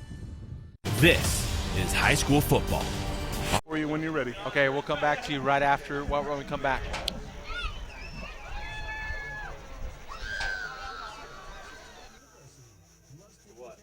That's it. Orthodontist Dr. Joshua Beeler has been providing family-friendly orthodontics in Show Low and the entire White Mountains since 2006. If you need braces, stop in and see the friendly folks at Beeler Orthodontics and meet their professional staff. Dr. Beeler and his team have the latest in orthodontics technology, and they work with each patient individually to custom tailor the most effective treatment plan for the best results. Beeler Orthodontics is a proud sponsor of high school sports. Beeler Orthodontics, live to smile, love your smile.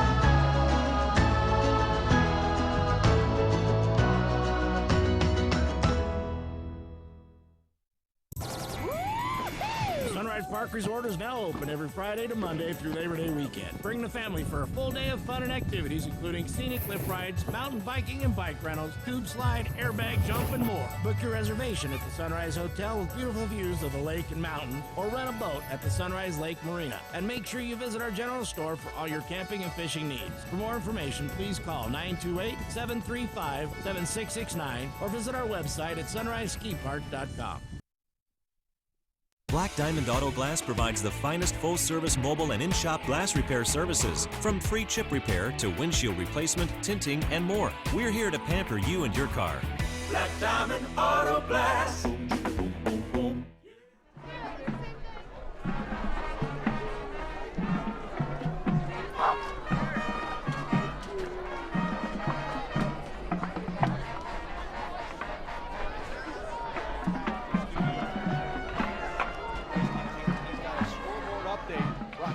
By Black Diamond Auto Glass. Royce? Thanks, Mike. We've got a ton of games tonight on Division IV football. We're going to give you a couple from the mountain right now. Tuba City Warriors 20, Alta State Falcons 22, Monument Valley 14, Window Rock 0. A final from earlier tonight, it was Valley Lutheran 42 and Muggion 34. Holbrook Roadrunners all over the Camp Verde Cowboys by a score of 19-0. Troya Magnet 21, Rincon 0. Coolidge 14, Amphi 6. Catalina Foothills, they're losing to Pueblo Magnet by a score of 12-10. It's Sahuarita over South Point Catholic 7-0. Empire 14 and Walden Grove 0. Santa Cruz Valley 21, Palo Verde Magnet 0. And your score here with the iTalk 106.7 Game of the Week. It's the Snowflake Lobos over the Tempe Knights by a score of 6-0. Back to you, Mike. All right, thank you very much, Royce, for that scoring update. And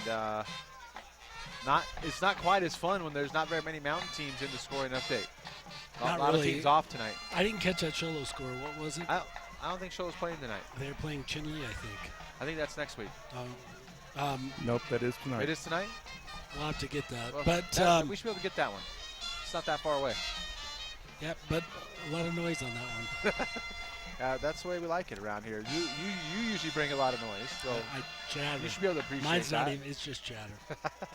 All right. As Roy said, our score here is 6-0. The Lobos on top of the Tempe Prep Knights, and we want to take a look inside the numbers, bring you the stats that tell a different story of the game. And for that, we bring in our statistician, Mike Colwell. Mike?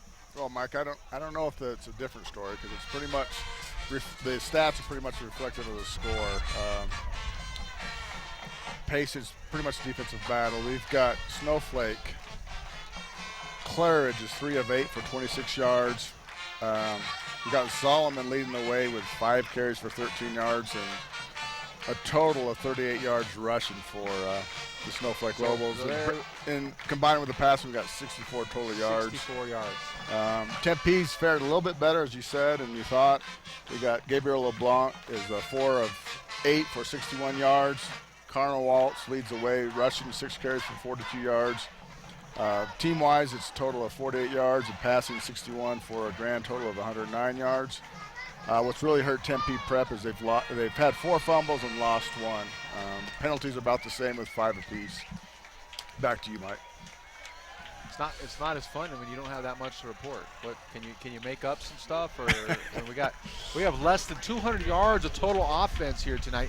These teams are used to putting up that much by themselves in a half, much less combined. So tough night offensively for both these teams, Bill. Well, I think it's really a reflection of tough defense for both teams. And really early season, we talked about it. You expect your defense to play better than your offense. And I think at times we've seen both offenses do some good things, just not enough and not a lot of it. And really the defenses, both sides, doing a nice job, really making it difficult for these offenses. No gimmies, although the Knights made a few mistakes, and I think that's what created great scoring opportunity for the Snowflake Lobos. I think they started on their own 20 on a terrible punt.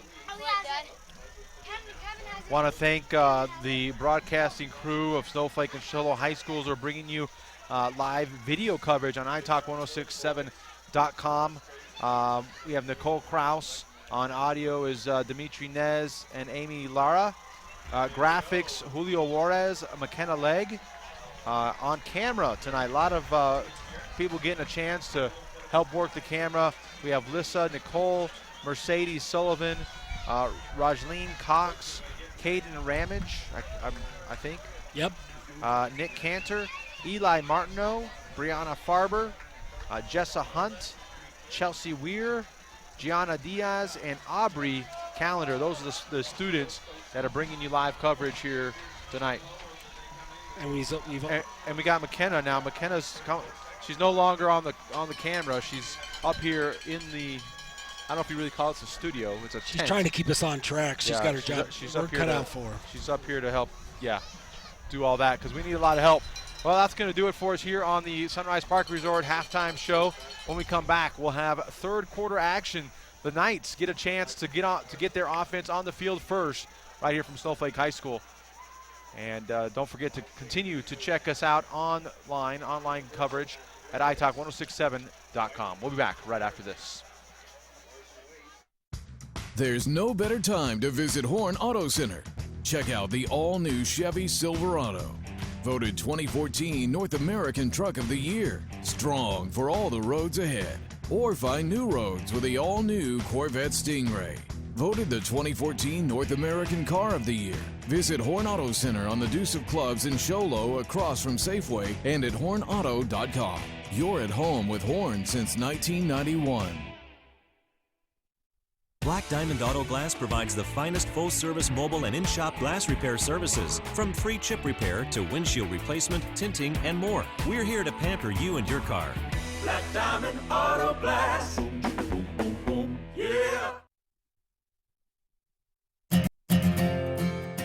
In today's challenging economy, having a college education is a must. Northland Pioneer College is here to help you prepare for your future.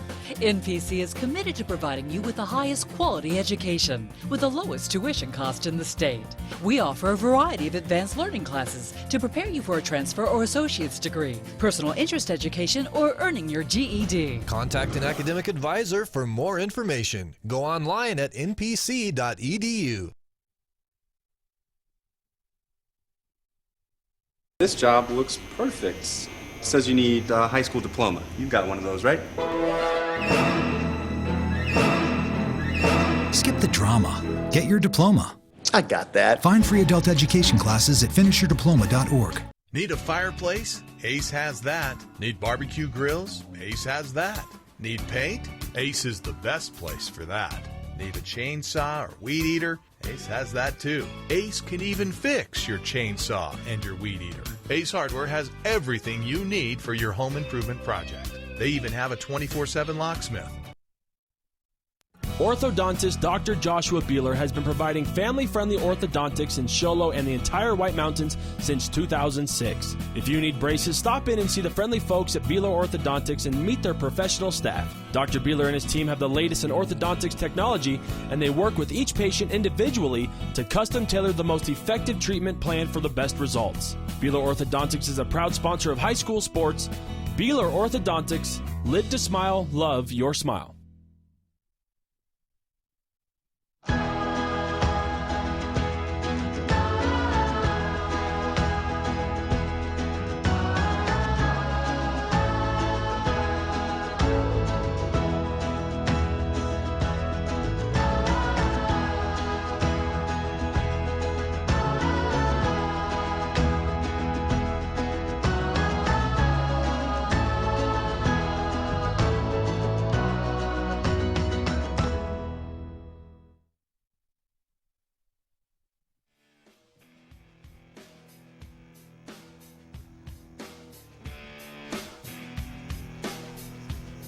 Welcome back to Snowflake High School. This is this high school football game presented to you by Hatch Motor Company.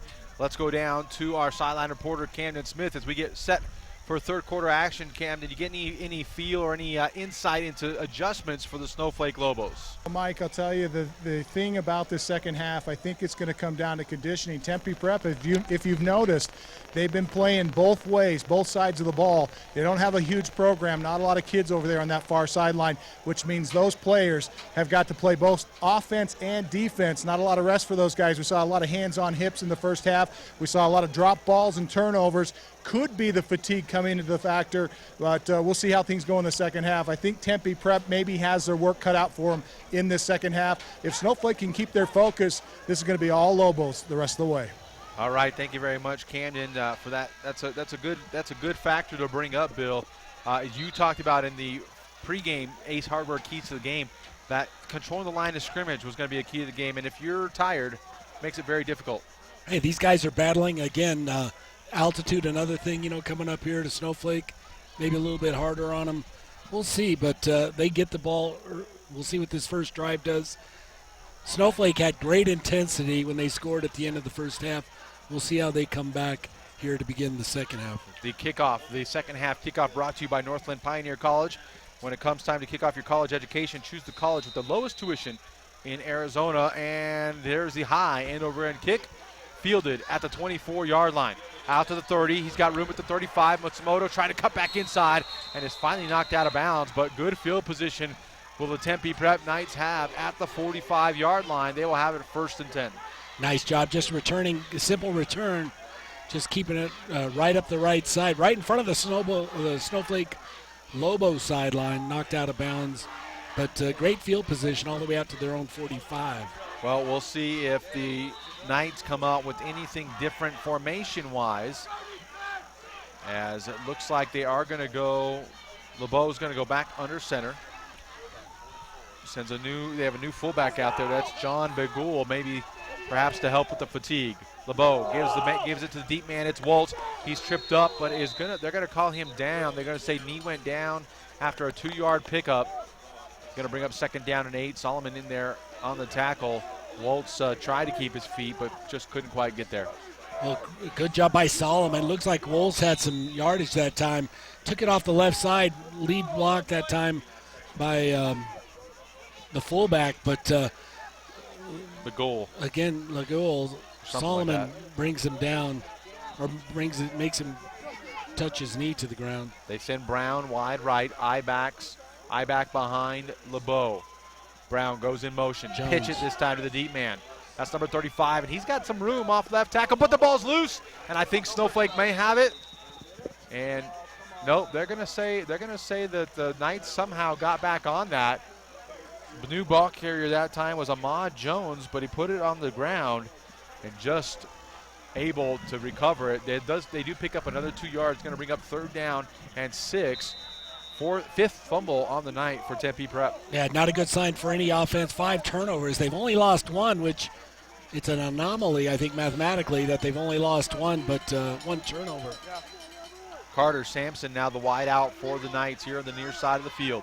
LeBeau doesn't have a fullback, and there's going to be a penalty on that as LeBeau's going to look to pass. He's being chased down from behind and tries to throw it. He's hit as he throws it, and he is knocked out of bounds.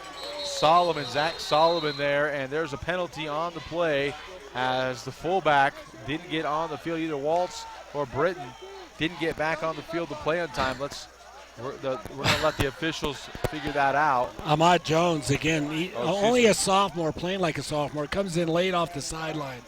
They might get it almost looked like Canadian-style football. Yeah, it did. He's moving forward. Luckily, a flag does come out, and again, as we mentioned it. Motion, white. So after all that, just the only penalty is illegal motion against I think there would have been another flag, though. Again, LeBeau rolling right through the ball, but there was no receiver in the immediate area. We saw a flag late, but it looks like they're going to go with the original. They're going to say there was something. Penalty is declined, 4th down. So the Lobos will decline the penalty and take the loss of down on the incomplete pass. Going to bring up 4th down and a long 6.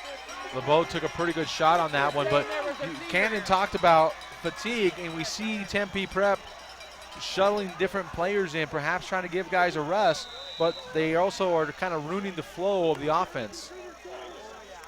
So on 4th down, looks like Brown going to be back to punt for Tempe Prep. Willis back deep to receive. Stands at his own 15-yard line. Brown, low, line drive kick. Willis going to try to get it on the hop, does so at the 15. Backtracks, trying to pick up a block, cannot do so, and he's going to be snowed under at about the 17, 18-yard line. But the Lobos the defense has held after giving up good field position to Tempe Prep on the kickoff. They get the ball back, 1st and 10. You know, we got a scoring update from Royce Kincannon. Sholo 47, Chinley 0. So obviously Sholo and Chinley. Yep. That scoring update brought to you by Black Diamond Auto Glass, home of the free chip repair. So as the Lobos break huddle, they get their first chance on offense in the second half. 2 receivers left, 2 to the right. Man in motion. Take the snap, give it to that man in motion on the wind around. It's Hatch. Hatch tries to turn the corner, cannot do so. A penalty flag is going to be thrown, but Hatch does have about 4 yards on the pickup, but we'll have to sort the laundry. You know, I think it's blocking in the back. Nice job by the Lobos, though, on that jet sweep, getting around the near side corner, or coming around the left side. But 2 guys out on the corner are offensively blocking the corner, really allowing them to get that corner. Nice job. Back 10. And again, thanks to our white hat for letting us know those calls. It's going to back them up 10 yards. Going to repeat 1st down. So they're going to have it 1st and 15, 17 from their own 10-yard line. Claridge in the shotgun. Receiver flanked to his right. Send a man in motion, but give it to no, he's going to keep it off right side. Has room. He gets into the backfield, into the secondary, and is going to be dropped there. But a good pickup on the play of 8 yards. Going to set up a 2nd down and 8 for Snowflake as they pick up most of those yards that they lost on the holding penalty. Nice job by that Lobo offense. Again, as you mentioned, 2nd and 6 now. Nice little gain of about 10 yards? Yeah, 2nd and 6. I said 2nd and 8. The chain crew's been a little slow for me tonight. Mid-season form. 9 minutes, 20 seconds to go here in the 3rd quarter. Lobos holding on to a 6-0 lead. They have the ball at their own 20-yard line. Claridge brings a man in motion, takes the shotgun snap, give it to Hatch on the end around. He's trying to get to the corner, cannot do so. Looks like Woltz brings him down. No gain, maybe a yard pickup on the play. Going to bring up 3rd down and a long 5. Nice tackle by Woltz. Again, outside linebacker comes up quick, and it looks like they're going to get the corner, get around the edge and turn it upfield, but Woltz comes out of the masses and makes a nice stop, solid tackle out in the open field. So it's going to, as I said, 3rd down and 6, 3rd down along 5 and 6. Send Tate here to the near sideline. He's the only receiver with 3 on the right. Claridge going to roll to the right, looking to pass. Throws to the outside, and it's tipped and caught. Patterson has the reception and a Horn Auto Center 1st down. A big play for the Snowflake Lobos and a pickup of 10. Ball's going to be spotted at the 34-yard line, 1st and 10. I tell you, defensively, I couldn't catch the number, the yellow numbers. It's hard to see, but it looks like it's 32. Anyway, the ball went literally through his hands. Looked like the Knight had caught it, couldn't hang on to it, and it looks like it's David Pravonka, but the Lobos stay on top of it, make the catch, and get the 1st down.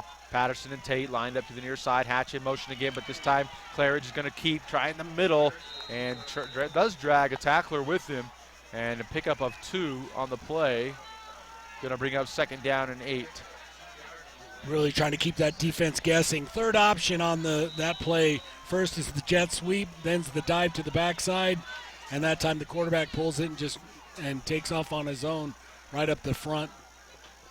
Tempe Prep, though, stays home, does a nice job stopping him after about 3 yards. Once again, Tate and Patterson line up here to the near side, 2 receivers to the right.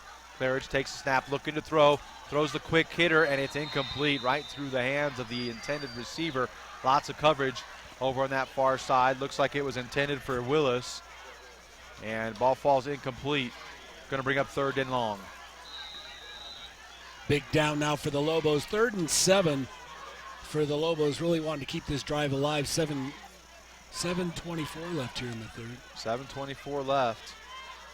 Not much offense into kind of picking up where we left off. Defensively, both teams making it tough on each other. The twin set once more for the Lobos. Claridge in the shotgun. Takes the snap, looking to throw again. On 3rd and long, has a man on the outside, overthrown, intended for Hatch at the 50-yard line. Would have had yardage for a first down, but instead it falls incomplete. Going to bring up 4th down and long, and the Lobos will have to punt. You know, a couple different ways to prevent or in pass prevent. One is you're going to try to attack the quarterback, see if you can put pressure on him. That time, just a 4-man front. Going to really just try to contain him in the box, not let him outside, and really defensively bringing everybody else back. And 7 back, that time the Knights cover. Whitlock back to punt for the Lobos. Matsumoto to receive for the Knights. Low spiral punt taken by Matsumoto at the 40. Has some room. He's to midfield down the far sideline. He's at the 40. He's at the 30, and finally knocked out of bounds at the 28-yard line. Deep into Lobo, fairly deep into Lobo territory. The Knights have great field position, 1st and 10. Solomon finally knocks him out, but kind of a fearless return on that one. Looks like Lobos had pressure, a couple good blocks, and take off down the Knight sideline. And it looked like he was going all the way for a minute there. Nice recovery by the Lobos, but excellent field position for the Knights. And I take that back. The ball's going to be spotted at the Lobo 30-yard line. So Lebo will come under center. Matsumoto's going to stay in the game. He'll be the wide out to the near side. Ivax behind Lebo. Take the snap, give a quick hitter to Britton, first man through, and not much doing there. Does fall forward for a pickup of about 2 on that first down play. And just smash mouth football, 2 tight ends, a tight formation, just a quick dive inside, and just trying to pound it down the Lobos. And that Lobo defense playing tough, only give him a couple yards. And Britton looks like he has a cramp or something. He's trying, or maybe just his shoe just came on. No, he's definitely limping. That's Britton for the Knights. They break the huddle. Brown lined up wide right. Ivax behind Lebo. Lebo going to fake the pitch, going to throw the pass, complete to Waltz. Waltz has it inside the 10, falls forward to about the 9-yard line. Should have enough for Horn Auto Center, first down. Yeah, I think it's the about the 17-yard line, but a nice job by Waltz that time. Just a little out into the flat. Great job getting him the ball, and actually good defense by Solomon. Hey, Waltz is a big guy. Solomon brings him down with nice tackling out in space. So on 1st and 10, Lebo puts Matsumoto to the right side of the formation, offset eye to the left. Now Matsumoto in motion. Fake to him, give it to Waltz, deep man, and he is stacked up. Lobo's trying to strip the ball, but this time Waltz hangs on, and a pickup of 1. Going to bring up 2nd down and 9. Just a little I formation, trying to lead up on the left side, but Snowflake Lobo defense right there waiting, and just stop him at the line of scrimmage. So the Knights trying to get points on the board. Clock ticking here in the 3rd quarter, 5 minutes and 34 seconds to go. They break the huddle. Lebo goes under center, offset eye to the right this time. Waltz is the deep man. Here comes the man in motion. Fake to him. Lebo wants to throw. Goes to the backside. It's a jump ball, and it is caught. Touchdown. Touchdown pass complete to Herman Flores. The 6'1", 191-pound junior tight end goes up big over the top of J.T. Tate and comes down with the completion, a 19-yard pass completion. Lebo to Flores, but wait, there's a penalty. J.T. Tate really never got around. Holding, white, 10-yard penalty, repeat down. Take the points off the board. A holding penalty is not only going to take the points off, but back up the Knights 10 yards, and that's a killer. Well, that's the killer for everybody but J.T. Tate. He's pretty happy out there, the junior. Again, had his back turned, didn't see the ball. The throw about as good as it could be directly over him. But he's going to get a second chance here. Once again, the Knights line up at an offset eye. Woltz is the deep man. LeBeau brings a man in motion. Fake to him. LeBeau wants to throw. Backside screen and nothing doing. LeBeau was taking all kinds of pressure. In there in the backfield was Jonah Ballard. Bjorn made the tackle on the Lobos all over that one defensively. Keegan Bjorn does a great job. Sniffs it out, comes up and covers it well. And really you can see the frustration for the Knights offense, having a hard time trying to figure out how to make this thing work. Really trying to go back to what was working for the Lobos, the screen, but the Lobos defensively really sniffing it out, doing a great job. 3rd down and 30. Knights going to look to pass again. Good protection. Throws it up. It's a jump ball for Brown, and it's incomplete. Broken up by Luke Cron. Brown tried to make a play on the ball. The ball falls incomplete. It'll be 4th down. Great job defensively that time for the Lobos. And again, well covered, just a deep throw. A lot of air underneath it, not the prettiest throw, but the Lobos do a great job in that secondary covering. Again, the Knights face the 4th and long. They're still in Lobo territory at the 35-yard line, and they're taking a long time shuttling some players in, but it looks like they may be going into punt formation. They may elect to take a delay of game penalty. No, it looks like they're going to go for it. LeBeau's going into the shotgun. 3 receivers to the right. 2 to the left. Woltz goes in motion. They're going to give it to him. No, it's a fake. LeBeau has it, and not much doing, but he does pick up about 10 yards, but not nearly enough for the 1st down. Takes it down inside the 30. The Lobos will have it. Turned it over on downs. 1st and 10 at their own 29-yard line. They just went empty. No backs in the backfield. Really looking like a throw, trying to spread that defense out. And then LeBeau just turns upfield with it, runs off right tackle. But that Snowflake Lobo defense does a great job reacting and giving them a few yards, but coming in, making the hard tackle, stopping him well short. Claridge back to work. 2 receivers either side. Bring Willis in motion, hand it off to him. He gets to the outside, turns the corner, and brought down at the 37-yard line. But a good pickup on 1st down. Going to be just shy of the 1st down marker. LeBeau on the tackle for the Knights, but Snowflake Lobos really starting to have success now going around the edge.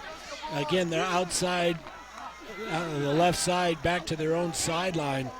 And a big gain for the Lobos on 1st down, getting 9 yards. 2nd and short. Claridge brings a man in motion. That's Patterson. And fake. No, they give it to Patterson. Patterson still has it. He's on the far sideline. He's at the 40. It's a foot race. Patterson and LeBeau. And LeBeau makes the tackle, but not before Patterson gets to the 25-yard line. A huge play on 2nd down and short. A 36-yard pickup for Tate on the end around. Great job by the Lobos again, getting on the outside. Jet sweep around the right side this time, coming back and maybe fatigue, as Camden had talked about. See some Knights, trying to dive at him in the backfield, but unable to make the play, and a big gain for the Lobos. On the Horn Auto Center, 1st down. The give us to Solomon. He bounces to the right side on the far side of the field, knocked out of bounds inside the 20, down to the 17-yard line. Going to be a pickup of 8. And again, going back to the outside, fake on the jet and come back around the right side. And the edge, it looks like the Snowflake Lobos getting around the edge now. And a big gain, another big gain for the Lobos. I think on this drive, the Lobos may have more yardage than they had in the whole 1st half. It's close. I think you're right. It's close. So it'll bring up 2nd down and 2 for Snowflake. As they break the huddle, Claridge is going to stay in the shotgun, but this time he's got 3 backs in the backfield, double tight end set. But the hand is to Bailey Cook, and he's got room up the middle, squirts through. He's still on his feet, dragging tacklers, and is finally dropped. Ball's loose. And hold the phones. It looked like Snowflake recovered, so it is going to be a Horn Auto Center 1st down. But Bailey Cook with some tough running up the middle and picks up that big 1st down. Great job by Bailey Cook. Also you got to give kudos to that big front.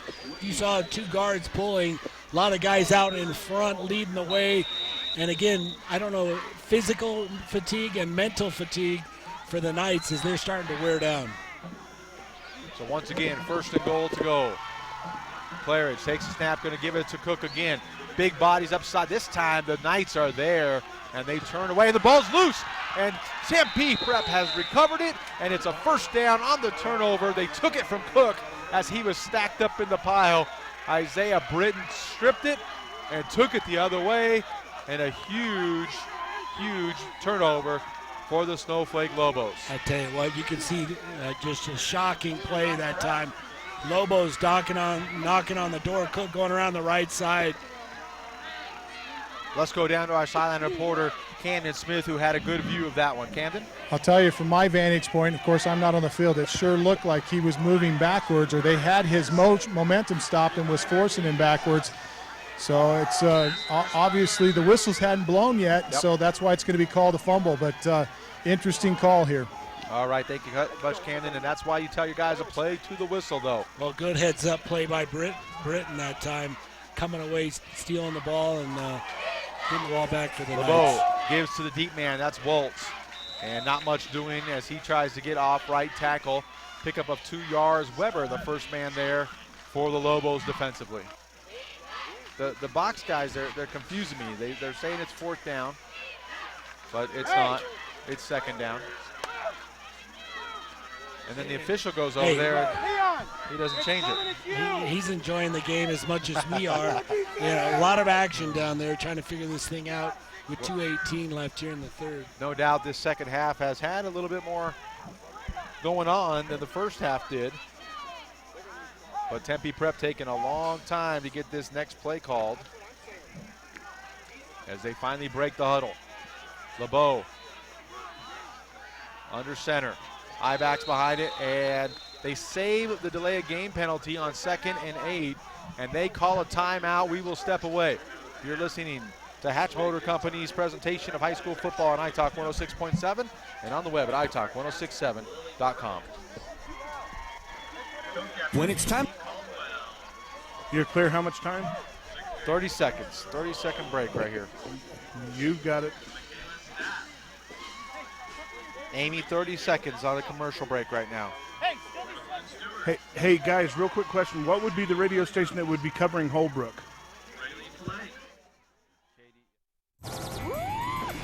Sunrise Park Resort is now open every Friday to Monday through Labor Day weekend. Bring the family for a full day of fun and activities, including scenic cliff rides, mountain biking and bike rentals, tube slide, airbag jump, and more. Book your reservation at the Sunrise Hotel with beautiful views of the lake and mountain, or rent a boat at the Sunrise Lake Marina. And make sure you visit our general store for all your camping and fishing needs. For more information, please call 928-735-7669 or visit our website at sunriseskipark.com.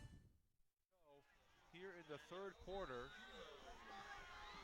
Try to get you some more scores from around the state as it is 2nd down and 7 here. LeBeau under center for the Knights.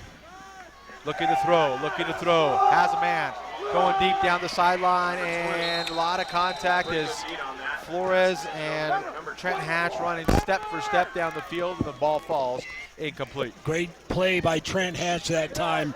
Has inside his hip and really doesn't allow him to go make a play on the ball. Great job by Hatch defensively for the Lobos. So ball with the incomplete pass. It's going to be 3rd down and 8. Is Snowflake really trying to keep things in their favor there? They had a chance to put some more points on the board. They were turned away. They want to get the ball back. LeBeau under center. I-backs behind him. Matsumoto goes in motion across the formation. And LeBeau's going to keep it on the designed keeper around the left side. Does pick up 5 yards. Going to be a couple yards shy of the 1st down. Ball spotted at the 24-yard line. That's 5 tough yards. Again, going around the left side. Great job by the Snowflake Lobo defense, stopping him well short of the 1st down. 4th down now and about 3. And I would imagine the Knights are going to look to punt. Snowflake thinks the same thing as Willis is back deep to receive this one. Tanner Willis. Brown for the Knights, set to do the punting. There's the snap. No rush. Brown gets it away. Angles it to the far sideline, and he does so, but it's going to end up coming back to the 44-yard line. The Lobos will have it 1st and 10 from there. So they take care of the turnover. It doesn't cost them any points. They'll try to get things going back in their favor here on this next drive. Well, you can see a directional punt that time. Nice job. Kicks it out of bounds. I think that hurt him in the first half. That's how Snowflake scored. I think he punched the ball out at the 20-yard line, but this time no return, and you can tell they don't want the Lobos to try to have a chance to return. Lobos, we saw them with a big return in the first half. On 1st and 10, Claridge takes a snap. He's looking to throw. Now he scrambles, gets up the middle, and the pocket collapses quickly on him. I think he got back to the line of scrimmage, but not much more. Almost looked like he was going back to that inside screen. Looked like he was going to just try to quick pop pass or something on the inside, but Tempe Prep, again, really collapsing defensively on him. So it'll bring up 2nd down, and we'll call it 9. Lobos again send 2 receivers to either side. Claridge brings Tate in motion. Excuse me, that's Patterson. Looking to throw again as Claridge has a man in the flats. It's complete to Solomon. Solomon falls forward after the catch for another couple yards. Going to be shy of the 1st down, but they are in Tempe Prep territory at the 48-yard line. It's going to bring up 3rd and 2 for the Lobos. Big goal on the stop that time. A cover 2 for the Tempe Prep Knights. So the corners stay up front, cover the flat. Big all just a little bit more depth. Really didn't make a jump on the ball until after the ball was caught. And that's going to do it for the 3rd quarter. The Lobos still on top, 6-0 over the Tempe Prep Knights. We'll step away. You're listening to Hatch Motor Company's presentation of high school football on iTalk 106.7 and on the web at iTalk1067.com.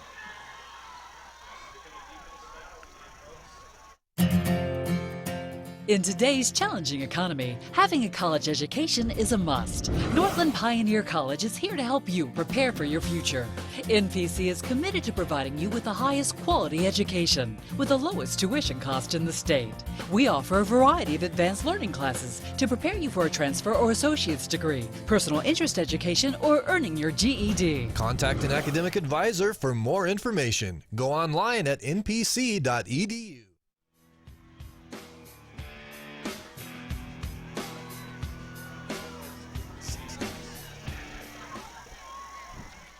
Welcome back to Snowflake High School. For the 4th and final quarter here, it's been a defensive struggle. Both teams not able to get much going offensively. Both teams have flirted with the end zone in the 3rd quarter, but no points on the board. You say defensive struggle. I think it's a defensive celebration. Two defenses really playing some stingy ball. I don't know why do they call it a defensive struggle? It's awesome. It's really an offensive struggle. Yeah, these defenses are getting after it. On 3rd down and short, Claridge brings a man in motion. That's Patterson. Fake to Solomon and keeps it up the middle, and I think he's got enough for the Horn Auto Center 1st down. Nice little burst by Claridge. Again, a couple fakes, and he just turns it upfield. Great job by the front, really creating space, allowing Claridge to get the 1st down and a little bit more as they are in Knight territory down at the 44. We saw the Lobos throw it around the field a little bit in that 3rd quarter. We'll see if they keep it on the ground here to milk some clock as Claridge goes back to the shotgun. 2 receivers either side. Takes the snap. Give it to Patterson. Solomon on the left side. Taking tacklers with him. Pickup of 5, call it 6 on 1st down. Clock will continue to run. Going to bring up 2nd down and 5. And really, Snowflake Lobos really attacking the ends for the Tempe Knight. You could see that you could really tell from our angle looking at it, as it looks like the tackle play for the Knights really solid inside. The Lobos, though, really picking up, recognizing they can get some space off the edge. Trips right this time, single to receiver to the left. This time Claridge thinks about giving it to Solomon, but he throws it out here to Patterson. Patterson spins out of one tackle. He's at the 30, inside the 20, and finally brought down at the 16-yard line. Good for another 1st down. Brought to you by Horn Auto Center. And the Lobos on the march again. So much for running the clock as Claridge goes to the air. Claridge does a great job. Really quick release, gets it to Patterson quickly. Patterson, as you mentioned, really almost just barely had the ball, didn't have it really well, manages to make a spin move and then another stiff arm and gets that first down and more. On 1st and 10, Claridge takes a snap, gives it to Patterson. Going to try the right side. Solomon, excuse me. I keep saying Patterson, but I mean Solomon. And drags three tacklers with him. So it's going to bring up picked up 5 on that play. 6, actually. Going to bring up 2nd down and 4. You can see the defense really struggle.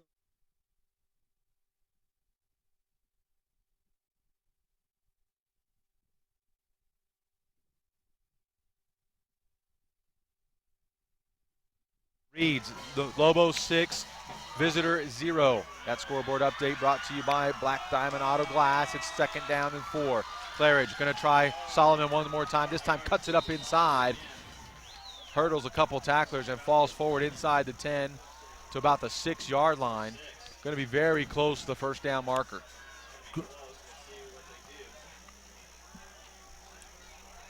Great vision that time by Solomon. Again, running right. Looks like he's going to try to get around the corner. Just a quick, sees it opening up inside and just turns it upfield and real close to the first down. Getting a measurement out there. We'll see if he got it. And they're going to call, officials are going to bring the chains out. Stoppage of play with 9 minutes and 54 seconds in the 4th to see if this is indeed a first down. Our first measurement of the game. Maybe we need to have a chain measurement sponsor. If anybody's up for that, call the station. It is a Horn Auto Center first down for the Lobos. It'll be 1st and goal to go from the 6-yard line. Also want to thank Subway, another sponsor, Subway. Be sure to step in to a Subway restaurant this weekend to support the community and make a difference with a donation of every sale going to Special Olympics Arizona. So it is first down. 3 backs in the backfield for Claridge. Give it to the deep man, Solomon, and not much as he's stopped behind the line of scrimmage. They're the first to make the tackle, Christian Gaylor. And the Lobos don't get anything on that one. As a matter of fact, they lose a yard. It'll be 2nd and goal to go from the 7. You mentioned Christian Gaylor, the senior defensive tackle, 6'2", 270, really battling on the inside for the Knights. Don't forget to stay tuned for our post-game show. We will have the straight line play of the game brought to you by Beeler Orthodontics and the Honda Outdoor Ski and Sports Store player of the game. A lot of things can still happen there in those 2 categories. And on 2nd down, Snowflake is going to take a timeout. We will take a timeout with them. You're listening to Hatch Motor Company's presentation of high school football on iTalk 106.7 and on the web at iTalk1067.com. We'll be back. Summit Healthcare. Black Diamond Auto Glass provides the finest full-service mobile and in-shop glass repair services. From free chip repair to windshield replacement, tinting, and more. We're here to pamper you and your car. Black Diamond Auto Glass. Yeah. This job looks perfect. It says you need a high school diploma. You got one of those, right?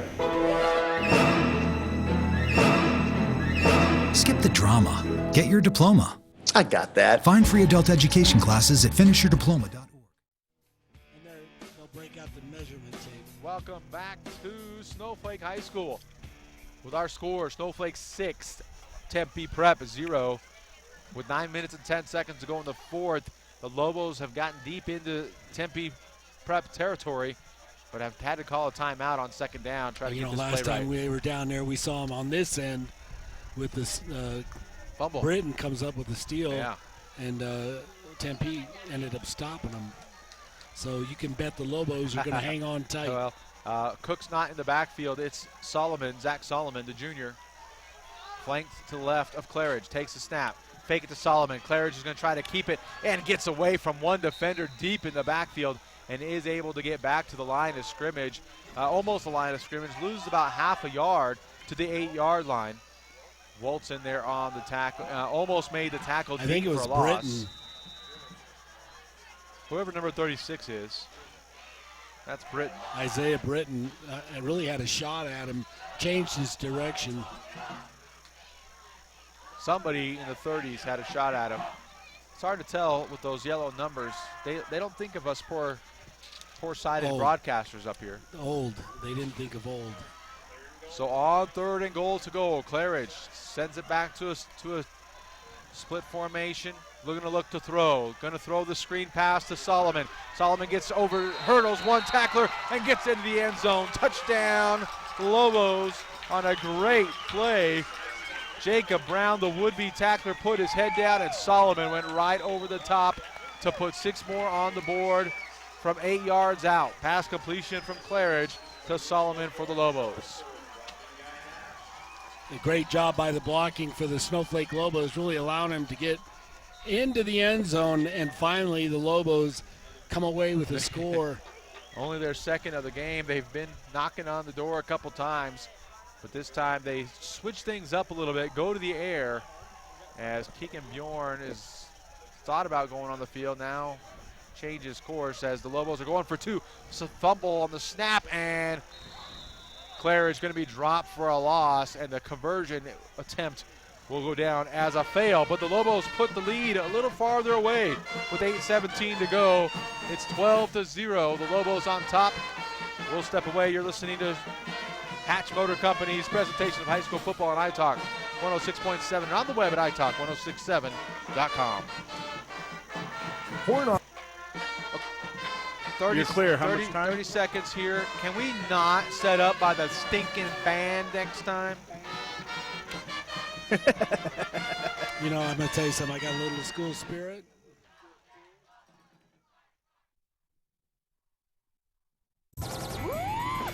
Sunrise Park Resort is now open every Friday to Monday through Labor Day weekend. Bring the family for a full day of fun and activities, including scenic cliff rides, mountain biking and bike rentals, tube slide, airbag jump, and more. Book your reservation at the Sunrise Hotel with beautiful views of the lake and mountain.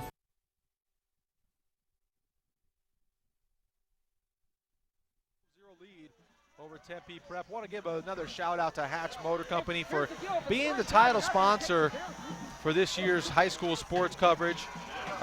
Simply the best in service and sales. That's Hatch Motor Company in Snowflake and Sholo. And this kickoff also brought to you by Northland Pioneer College. As the Lobos kick a short end-over-end kick taken by Jones at the inside the 20. Gonna reverse field, cut it up, and he just didn't look like he really wanted to run the ball very much.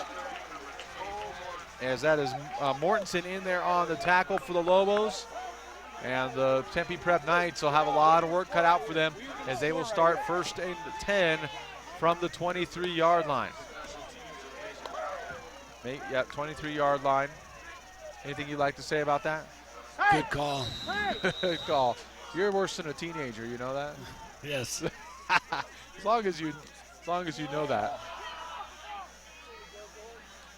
LeBeau sends a man wide left. That's Sampson. Along with Matsumoto. Bring a man in motion. LeBeau going to hand it off up the middle. That's Brown. Brown escapes one tackler. Gets past the line of scrimmage. Pickup of 3 on the play. It's going to bring up 2nd down and 7. Nice little job by Woltz. Really allowed that to open up as there was pressure from the inside by the Lobo front. But I think it must have been LaGrange that was blitzing on that. But 4 yards gained by the Knights. Leon LaGrange is going to have to come out of the ball game for the Lobos defensively. Weber replaces him. Lobos have some confusion. LeBeau goes to pass, throw the quick out. Oh, and a would-be receiver brought down by Kurt Wood. And he is slow to get up on the far side, took a shot. Looks like that's Britton, one of their stars from the backfield. And he is slow to get up and is going to have to come out of the game, it looks like. Big shot by Kurt Wood again from his safety spot over there on the far side. Comes up quick, reads that ball overthrown a little bit as Britton has to stretch, and Wood comes up and makes him pay for it. LeBeau going to stay in the shotgun, sends 3 receivers to the left, 1 to the right. Empties the backfield, takes a snap, throw the quick out, and it's, tipped and almost caught. Not intended for Flores, but he ended up being the nearest man to the ball, but cannot come up with it. It falls incomplete. And just like that, now it's a 3-and-out for the Knights, and Tempe's going to have to turn it back over to the Lobos. And again, the Lobos, I think from a momentum standpoint, really the second half, kind of controlling the ball a lot more, and you can see fatigue on the Knights. Well, and probably starting to wear down. A little early to panic and go to the pass so much. They've run the ball pretty well tonight, has Tempe Prep, and they went to the air, and it wasn't very successful. So Brown will punt it away, takes a hop at the 50. Willis gets a good hop, but there's a man to defend it. That's Matsumoto down there to make sure that Willis can't return it. Lobos will take over 1st and 10 at their own 45-yard line. And great shot of the Snowflake Lobos sideline. And you can see on the field the energy for the Snowflake Lobos really starting to pick up a little bit. Now we'll see if the Lobos go into a little bit more of a clock management game. Every time I say that, they start throwing the ball, though. I tell you what, they can strike. You've got some athletes. I think really what they want to do is try to get their offense on track. At times they've really shown some good things, but they've also stumbled. They're starting to see their offense play better. They do go to the power formation. Give to Cook. He's got room off the right side. That's Patterson. He was the deep man. He's into Knight territory across the 35 to the 32-yard line. A Horn Center first down. Great block downfield by Woodside to spring Patterson on that big run. And Patterson, yards. A patient runner, not a big guy, kind of hard to find back there. And again, just sits back, lets his blocks happen, kind of sets them up, and then quick feet makes things happen. Only 5'7", 150 pounds. Looks bigger than that, but hard to find. And one of those tough runners. Patterson going to stay in the backfield, but this time the give is to Willis on the end around counter. Willis still trying to make something happen, but not much doing there as he's going to be dropped by Jesse Cozens for the Knights, and going to actually lose half a yard on that play. Yeah, Mr. Cozens doing a nice job. The senior defensive tackle, 6'5", 317. Big fella got some, obviously his share of bacon in his day because got some size down there. Absolutely. On 2nd down and 10. Claridge wanted the snap, didn't get it. False start against the Lobos, and it's going to back them up 5. Not sure that's much of an issue right now, as they want this. Blue. Sorry, I was a little late getting our white hat in there on the play there, or on the call. Clock continues to run, 6 minutes and 17 seconds to go as we take a look at the scoreboard. Brought to you by Black Diamond Auto Glass. Lobos on top, 12-0 here in the 4th quarter. Last report, Sholo was still on top of Chinle, 47-0. Claridge now goes back, splits his receivers. Hatch in motion, give to him on the end around. Gets a block by Patterson, turns the corner, and gets good yardage on the far side of the field inside the 30. Just inside the 30 down to the 25-yard line. Very close to another first down. Nice job by Solomon out there in space, really holding a block for a long time on that sweep. Does a great job just allowing the runner to get around the corner. Hatch on the run. Solomon is going back into the backfield now, flanking Claridge's right. 2 receivers either side. Claridge brings Patterson in motion, going to give to him. He's going to try the right side, cuts it up inside, and he runs right into a Knight defender. Good tackle over there by Woltz as he brings down Patterson, but he does have enough for Horn Auto Center. First down for Snowflake. And let's go down to our sideline reporter, Camden Smith. Camden? Hey, thanks, Mike. We've been talking about the fatigue factor, and I can tell you right now, Tempe is feeling it hands on hips, and these guys are feeling a little bit beat down a little bit. So we see them struggling to get up after every play. All right, thank you very much, Camden. On first down, Claridge gives to Patterson. He goes around the right side, gets a block from Solomon, trying to get to the end zone, loses the ball, but he was already out of bounds as gets down to the 1 yard line. That's going to be another Horn Auto Center first down Goal to goal for the Lobos as offense has come to life a little bit. Perhaps that fatigue a big reason why. I tell you what, a lot of good Blues jerseys out in front, really lead blocks and doing a nice job. Again, all the way down to the goal line, and the Snowflake Lobos, just that machine. It's like a train in motion. You can't stop it, doing a great job. Lobos go to their power formation with Patterson in the backfield. Give to Patterson. He tries up the middle. Touchdown, Lobos. I think it was Claridge behind him. I think Claridge was going to push him. So from 1 yard out, the Lobos put another 6 on the board. They've doubled their offensive output from the first half, and they lead 18-0 with 4 minutes and 46 seconds to go in the game.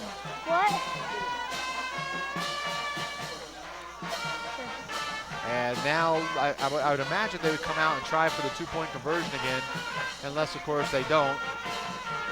Looks like coming on for the point after try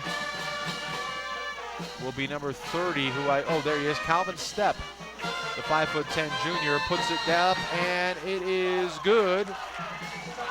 And again, with 4:46 to go, the Lobos now lead 19-0. We'll step away. You're listening to Hatch Motor Company's presentation of high school football on iTalk 106.7 and on the web at iTalk1067.com. You're clear. Don't let salmonella get funky with your chicken. On average, 1 in 6 Americans will get a foodborne illness this year. So learn the right temperature to cook each type of meat. Keep your family safe at foodsafety.gov. Black Diamond Auto Glass provides the finest full-service mobile and in-shop glass repair services. From free chip repair to windshield replacement, tinting, and more. We're here to pamper you and your car. Black Diamond Auto Glass.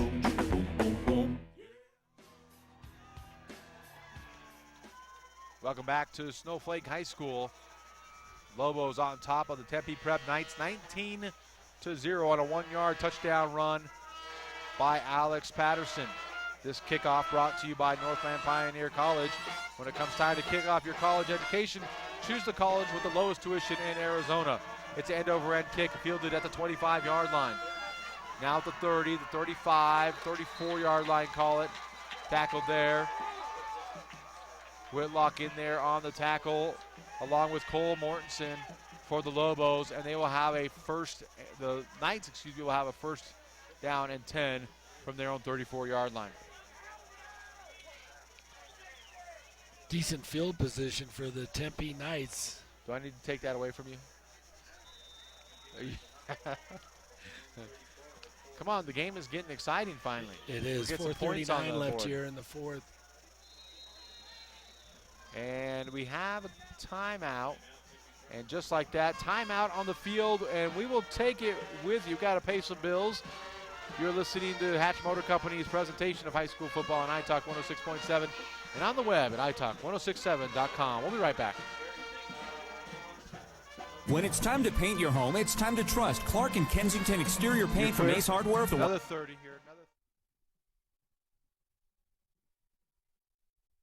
Orthodontist Dr. Joshua Beeler has been providing family-friendly orthodontics in Show Low and the entire White Mountains since 2006. If you need braces, stop in and see the friendly folks at Beeler Orthodontics and meet their professional staff. Dr. Beeler and his team have the latest in orthodontics technology, and they work with each patient individually to custom tailor the most effective treatment plan for the best results. Beeler Orthodontics is a proud sponsor of high school sports.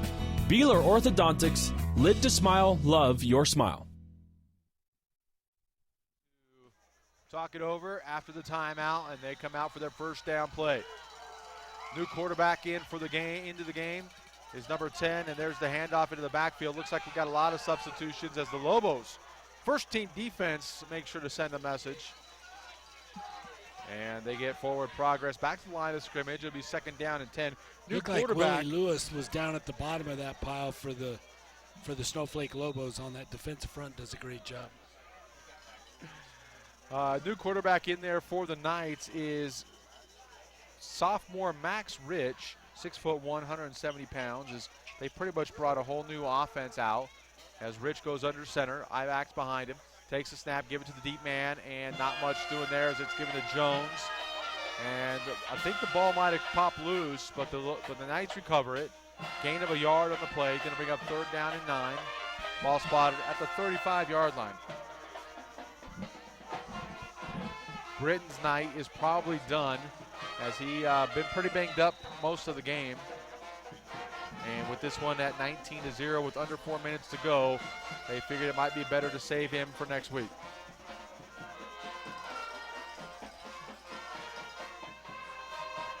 You ever get the feeling that you're working by yourself? You ever get that feeling? I don't know why I'm getting that feeling. You're killing me, dude. Rich stays in there at quarterback, send a man in motion. JV guys getting some time as the pitch goes to Jones. Deep man tries to turn the corner, but cannot do so as the Lobos are there defensively.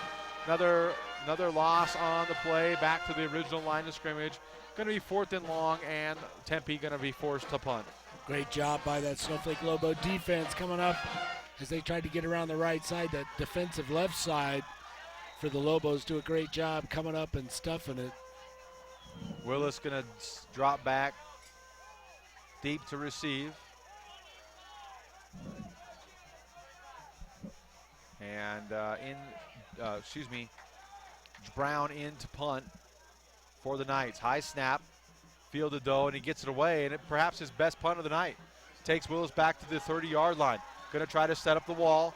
Does so, but now cuts it back up inside. Willis is loose at the 45, but brought down there. And gets out to the 46-yard line. Lobos will have it 1st and 10 with 2:19 to go, and that should do it for this one. They'll probably kneel on it. And chalk up another win for the Snowflake Lobo football program. And again, it's another one of those returns where you can see why Tempe Prep really tries to directional kick, tries to keep away from a return.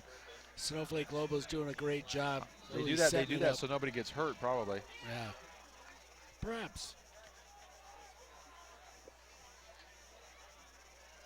1st and 10, excuse me. Lobos have it. Claridge still in there at quarterback. Power formation. Give it to the deep man. That's Solomon.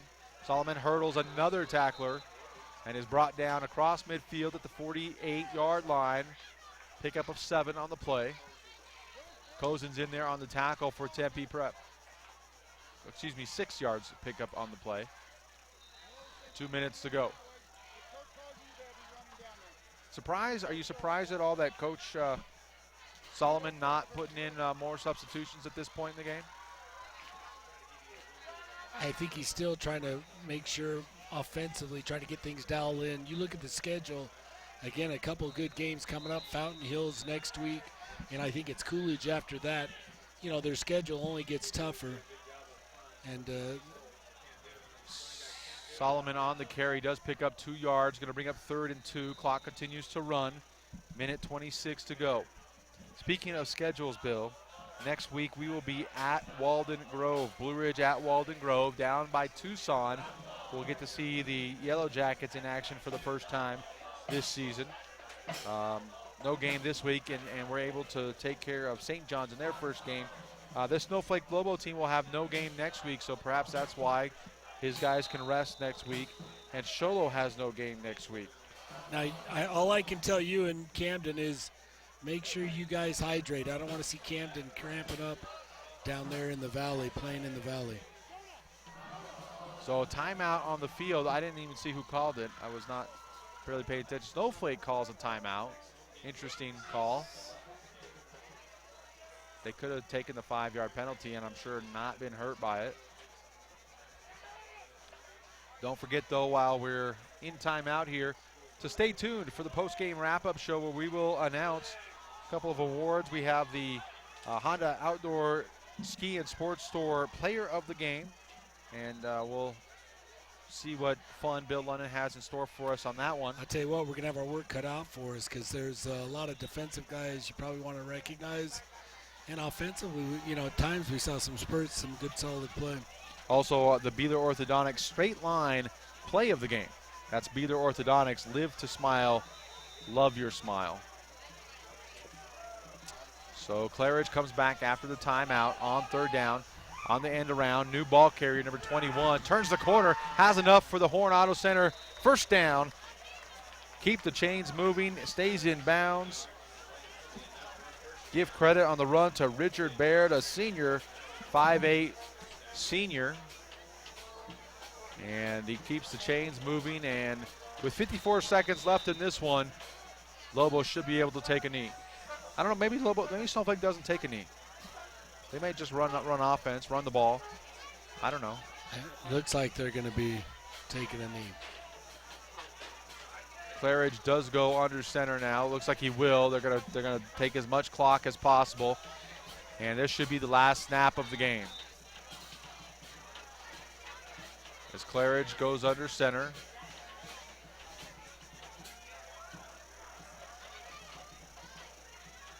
Takes the snap, takes the knee, and with 18 seconds to go, that's gonna do it.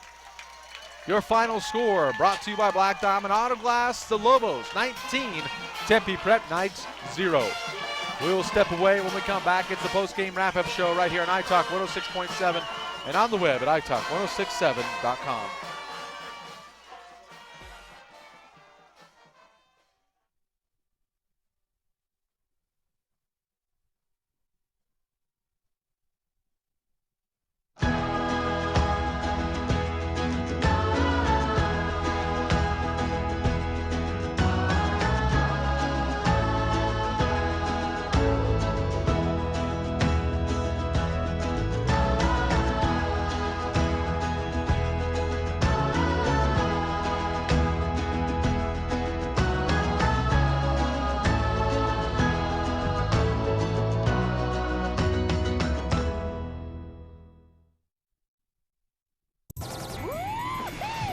Park Resort is now open every Friday to Monday through Labor Day weekend. Bring the family for a full day of fun and activities, including scenic cliff rides, mountain biking and bike rentals, tube slide, airbag jump, and more. Book your reservation at the Sunrise Hotel with beautiful views of the lake and mountain, or rent a boat at the Sunrise Lake Marina. And make sure you visit our general store for all your camping and fishing needs. For more information, please call 928-735-7669 or visit our website at sunriseskipark.com. This is high school football on iTalk 106.7 and Sholo TV channel 56. There's no better time to visit Horn Auto Center. Check out the all-new Chevy Silverado. Voted 2014 North American Truck of the Year. Strong for all the roads ahead. Or find new roads with the all-new Corvette Stingray. Voted the 2014 North American Car of the Year. Visit Horn Auto Center on the Deuce of Clubs in Sholo across from Safeway and at hornauto.com. You're at home with Horn since 1991. Need a fireplace? Ace has that. Need barbecue grills? Ace has that. Need paint? Ace is the best place for that. Need a chainsaw or weed eater? Ace has that too. Ace can even fix your chainsaw and your weed eater. Ace Hardware has everything you need for your home improvement project. They even have a 24/7 locksmith. Locked out of your home or car? Their mobile unit will come to you. That's your helpful place. Ace Hardware of the White Mountains in Pinetop, Overguard, and Sholo. In today's challenging economy, having a college education is a must. Northland Pioneer College is here to help you prepare for your future. NPC is committed to providing you with the highest quality education with the lowest tuition cost in the state. We offer a variety of advanced learning classes to prepare you for a transfer or associate's degree, personal interest education, or earning your GED. Contact an academic advisor for more information. Go online at npc.edu.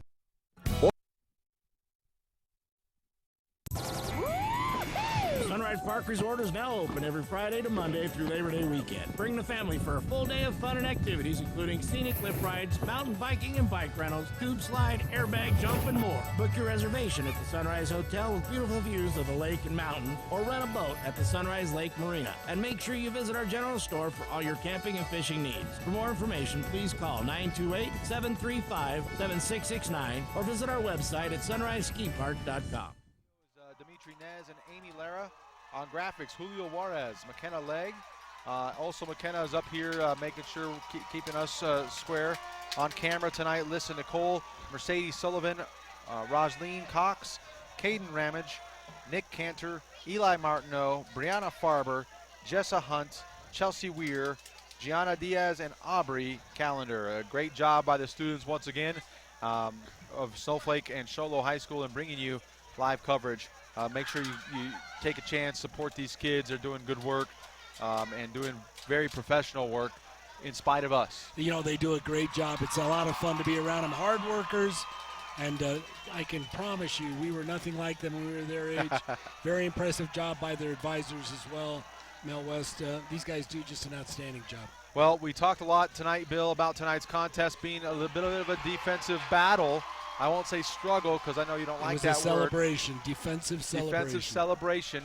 The Lobos, though, do come away with the victory 19-0. They score once in the first half, twice in the second half in order to put it away against the Tempe Prep Knights. And the Tempe Prep Knights came to play tonight but just ran out of manpower and perhaps ran out of oxygen in the fourth quarter. I tell you what, you really have to credit Snowflake Lobos just pounding on them. Tempe Prep, played hard, as you mentioned, doing a great job. And again, smaller school, but you can see they've got some athletes, some great talent. And they're going to go well. They're going to go far into their division. But Snowflake Lobos just kept pounding them. And I think bending, not breaking. Well, don't forget on the post-game wrap-up show, we like to give out a couple of awards. One of them will be the Honda Outdoor Ski and Sports Store Player of the Game Award. And we have, I guess you'd call it our two leading candidates tonight. And Camden Smith is downstairs with those two guys, Zach Solomon and Alex Patterson. And let's go downstairs to Camden. Camden? Hey, thanks a lot, Mike. I'll tell you, talking right now with Alex Patterson. Alex had a good game, had over 80 yards and carries, a touchdown. Commenting on the performance tonight. It's all because of the Lobo line. We had a great line up front, great blocking by Zach Solomon. Team effort, sir. Zach, great game defensively tonight. Also some touchdowns. Talk about your performance. We just can't preach the Lobo line enough. I mean, they really stuck it out and they grinded out, and we can't thank them enough. We can't thank them enough. I really liked at the end of the game, you guys were out there, a very competitive game, and you guys were out there shaking the hands of the Knights. Great sportsmanship. Talk about your team. What kind of team is this? Is this a team with a lot of heart, a team that is also as good off the field as they are on the field? Yeah, this is we're a knock them down, help them up kind of team, and our goal is to be good sportsmanship, but our goal is to come up and hit hard, and that's what we like to do. Talk about you guys' goals for the season. Goals, obviously, we want to make it back to the state game, but we take it week by week. Practice comes first. You play like you practice. What's been your toughest challenge so far this season? I think just coming out at the buzzer. We kind of always start out flat. We started out flat last week. Offense took a whole half to get rolling this week, and we're going to get better at that. You can count on us getting better at that. I know you guys worked on the passing game during this last week of practice. How do you think that went tonight? I think we moved the ball. We're going to keep repping it in practice, and we'll see the success from there. Talk a little bit about some of the other players. You talked about the offensive line. Who are some of those guys up front that have gotten it done for you? Justin Weber, he's a returning senior. The big guy, Ammon Hall, another returning senior, and a couple of the sophomores stepping up and juniors stepping up. Great guys.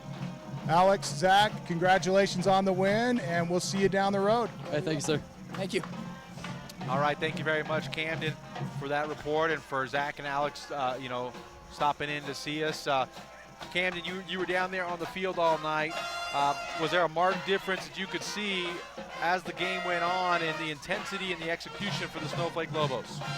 Well, I think the big turn was in that final drive for the Lobos. You could tell that Tempe had it. I mean, they were literally struggling to get up off the ground. And they certainly had some moments there.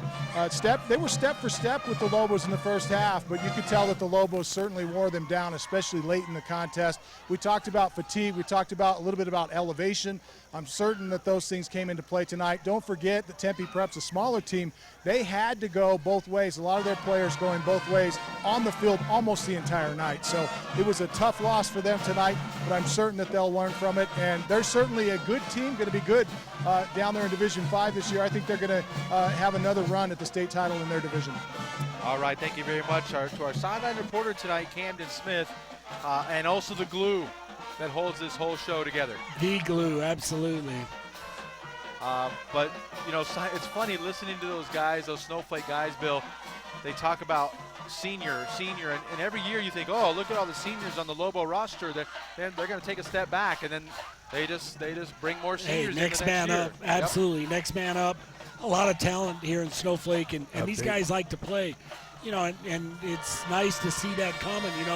Went for a few years where they maybe weren't as successful, and again, Coach Tenney really did a great job leaving this year. Coming back, it's Coach Solomon who's really stepped up and picked up where he left off, and if not stronger. Last year, state runners-up. It's like going to the prom with your sister, not quite what you want, and this year they're really trying to make sure they go all the way. Well, we do owe you a scoring update. We'll get to that in just a minute. Also, don't forget to stay tuned as we look inside the numbers with Mike Colwell. He's going to break down all the yards offensively for both teams. And also, we're going to announce the Honda Outdoor Ski and Sports Store Player of the Game and also the Beeler Orthodontics Straight Line Play of the Game. But first, let's go back to the studio and check in with Royce Kincannon and this scoring update. Royce? Thank you, Mike. Hey, we've got some great scores from around Division IV football. It was Altsay Falcons 22, Tuba City Warriors 20. Final score in Holbrook, it's 19-6 over Camp Verde.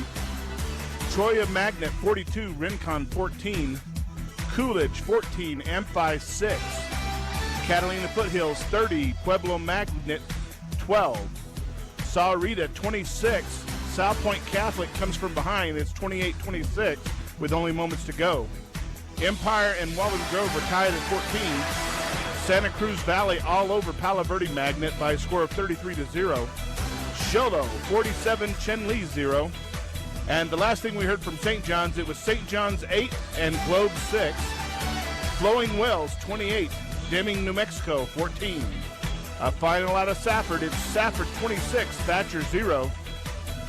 Monument Valley 30, Window Rock 6. And Valley Lutheran 42 over the number 1 ranked Mogollon Mustangs earlier today by a score of 42-34. Back to you. All right, thank you very much, Royce. And I thought we were going to go to break, but we do have Coach Kay Solomon downstairs with Camden Smith, and so we want to go down to that interview. And Camden? Hey, thanks, Mike. I am here with Coach Kay Solomon. And, Coach, first of all, congratulations on a great win. Thank you. Thank you. Talk a little bit about your team. I was impressed with, at the end of the game, they came out and they, after they kneeled the ball down, they were shaking hands, hugging players, making sure that Tempe Prep knew that they appreciated the game that they gave. Well, I hope so.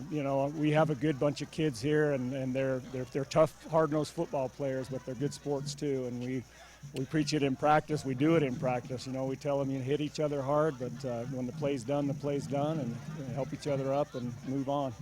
Coach, just taking over, obviously there's a lot of talent on this team. You had a lot of tools to work with, but talk a little bit about some of the challenges sliding into the head coaching job. Well, our coaching staff's pretty much intact from what we did last year, so that's been a good thing.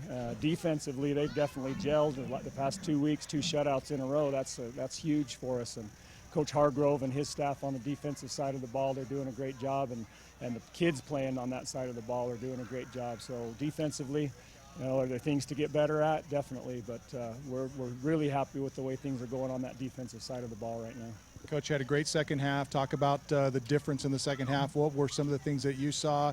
And talk to the kids about at halftime. What were some of the adjustments? One of the things, I'm sure you guys probably noticed, their middle linebacker was a great football player. And we kind of figured out toward the end of the first half what he was keying on, and started using some misdirection to take that off, a little bit of his pressure off, and that allowed us to. They weren't big plays still. They were 5, 6, 7 yard plays, but at least we were getting something a little bit more positive and moving in the right direction and sustaining drives. And those 3 and out and punting over and over again, that's not what we want to be doing. We want to be sustaining drives and moving down the field. Coach, you've had 2 big wins so far in the season. Talk about your team. Where do you stack up? Obviously, the goal is to get back to the state championship game and take home the hardware this time. Talk about where you think your team is at this point. Our focus first is our regular season. These games right now, we're working hard and getting ready for section play. And then once we get into section play, then you know, the goal is to take that. We want to defend that section championship. That's the first thing that we're looking at. And then, you know, playoffs are on down the road, but we know we got to take care of business here before we get to the playoffs and even start thinking in that direction. What are the things you're going to be working on in the coming weeks as you prepare? I know you got a bye next week, got a couple weeks to look things over. What are some of those things you're going to be working on? We do. Well, you know, keep working on offensive execution, you know, working on just trying to execute better. Our passing game, we're still not quite making the connections. We've got good receivers. We've got guys that can get open and catch the ball, but we'll keep working on making that happen a little bit better.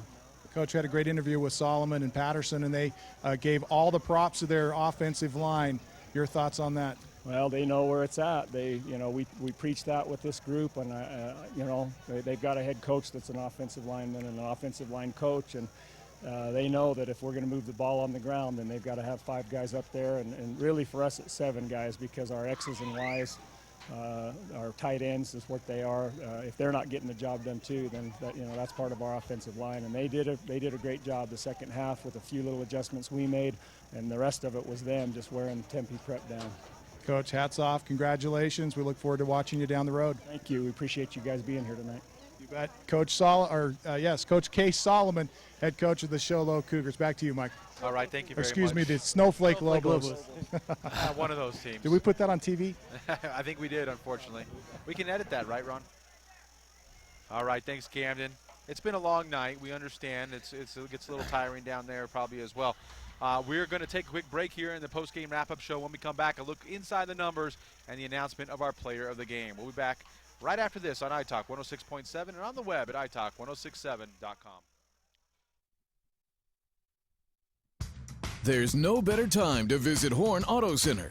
Check out the all-new Chevy Silverado. Voted 2014 North American Truck of the Year. Strong for all the roads ahead. Or find new roads with the all-new Corvette Stingray. Voted the 2014 North American Car of the Year. Visit Horn Auto Center on the Deuce of Clubs in Sholo across from Safeway and at hornauto.com. You're at home with Horn since 1991. Need a fireplace? Ace has that. Need barbecue grills? Ace has that. Need paint? Ace is the best place for that. Need a chainsaw or weed eater? Ace has that too. Ace can even fix your chainsaw and your weed eater. Ace Hardware has everything you need for your home improvement project. They even have a 24/7 locksmith. Locked out of your home or car? Their mobile unit will come to you. That's your helpful place. Ace Hardware of the White Mountains in Pinetop, Overguard, and Sholo. In today's challenging economy, having a college education is a must. Northland Pioneer College is here to help you prepare for your future. NPC is committed to providing you with the highest quality education with the lowest tuition cost in the state. We offer a variety of advanced learning classes to prepare you for a transfer or associate's degree, personal interest education, or earning your GED. Contact an academic advisor for more information. Go online at npc.edu. Don't let salmonella get funky with your chicken.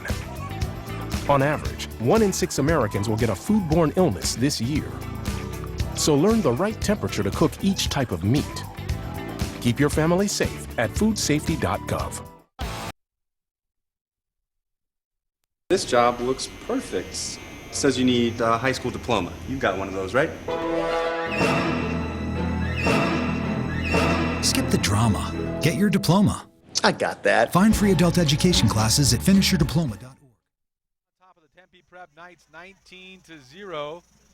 And it is time to look inside the numbers with our statistician tonight, Mike Colwell. And Mike, you might have probably a little sleepy in the first half, but things sure picked up in the second half. Well, it certainly did on the Snowflake side, and let's just talk about them on offensively. They only had 64 yards in the first half, but they turned around and really led it on the rushing.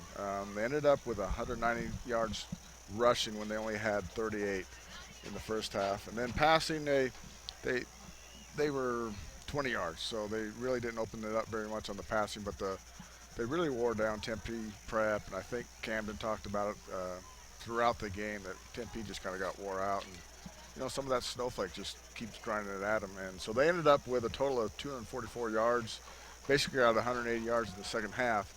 But where they really shined was on defense. They really shut down Tempe Prep. Tempe Prep had 109 yards in the first half and ended up with a grand total of 145 yards for the game.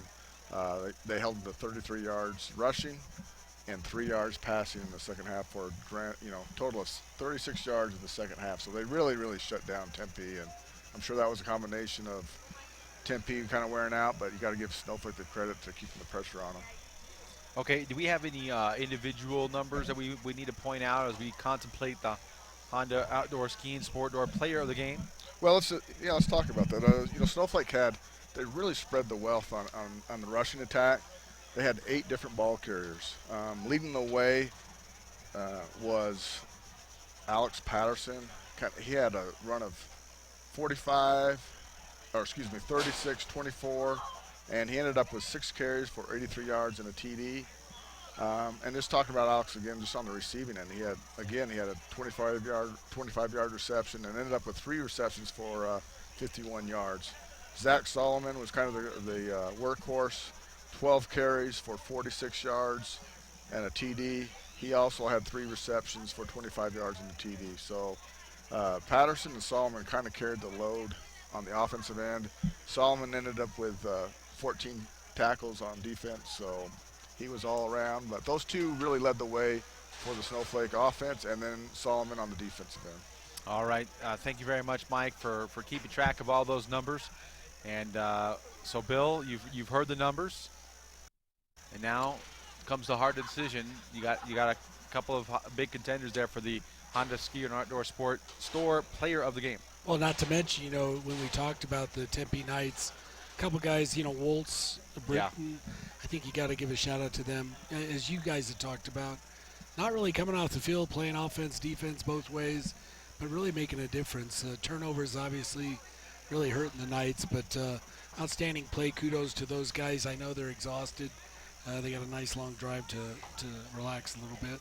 And also for the Lobos, we talked about that front.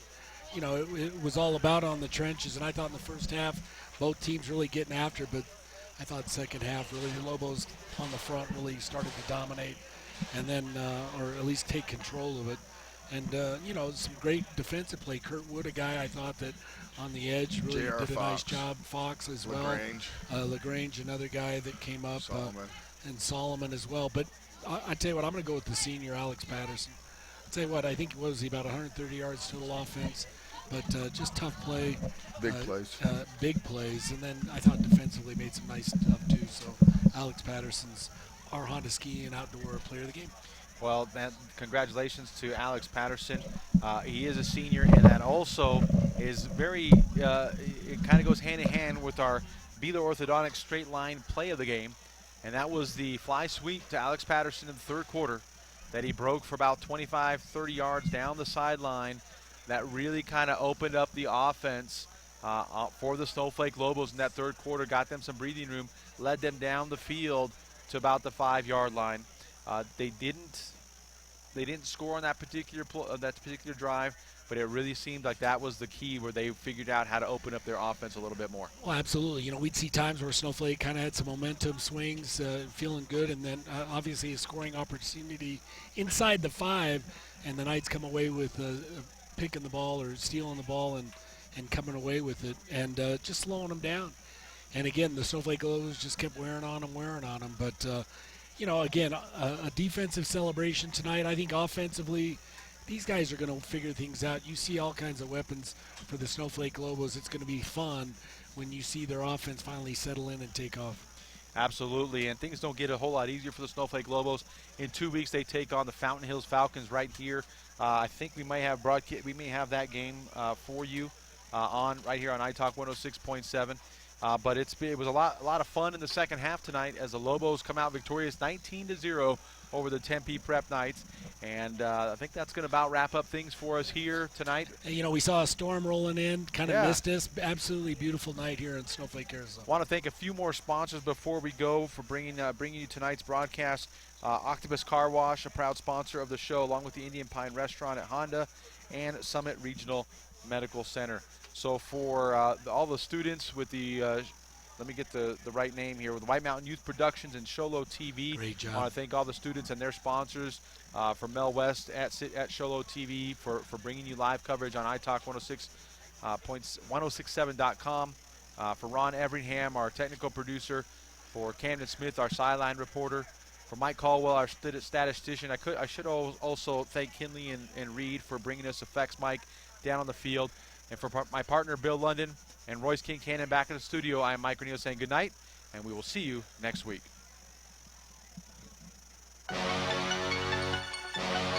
And you're clear. That's good.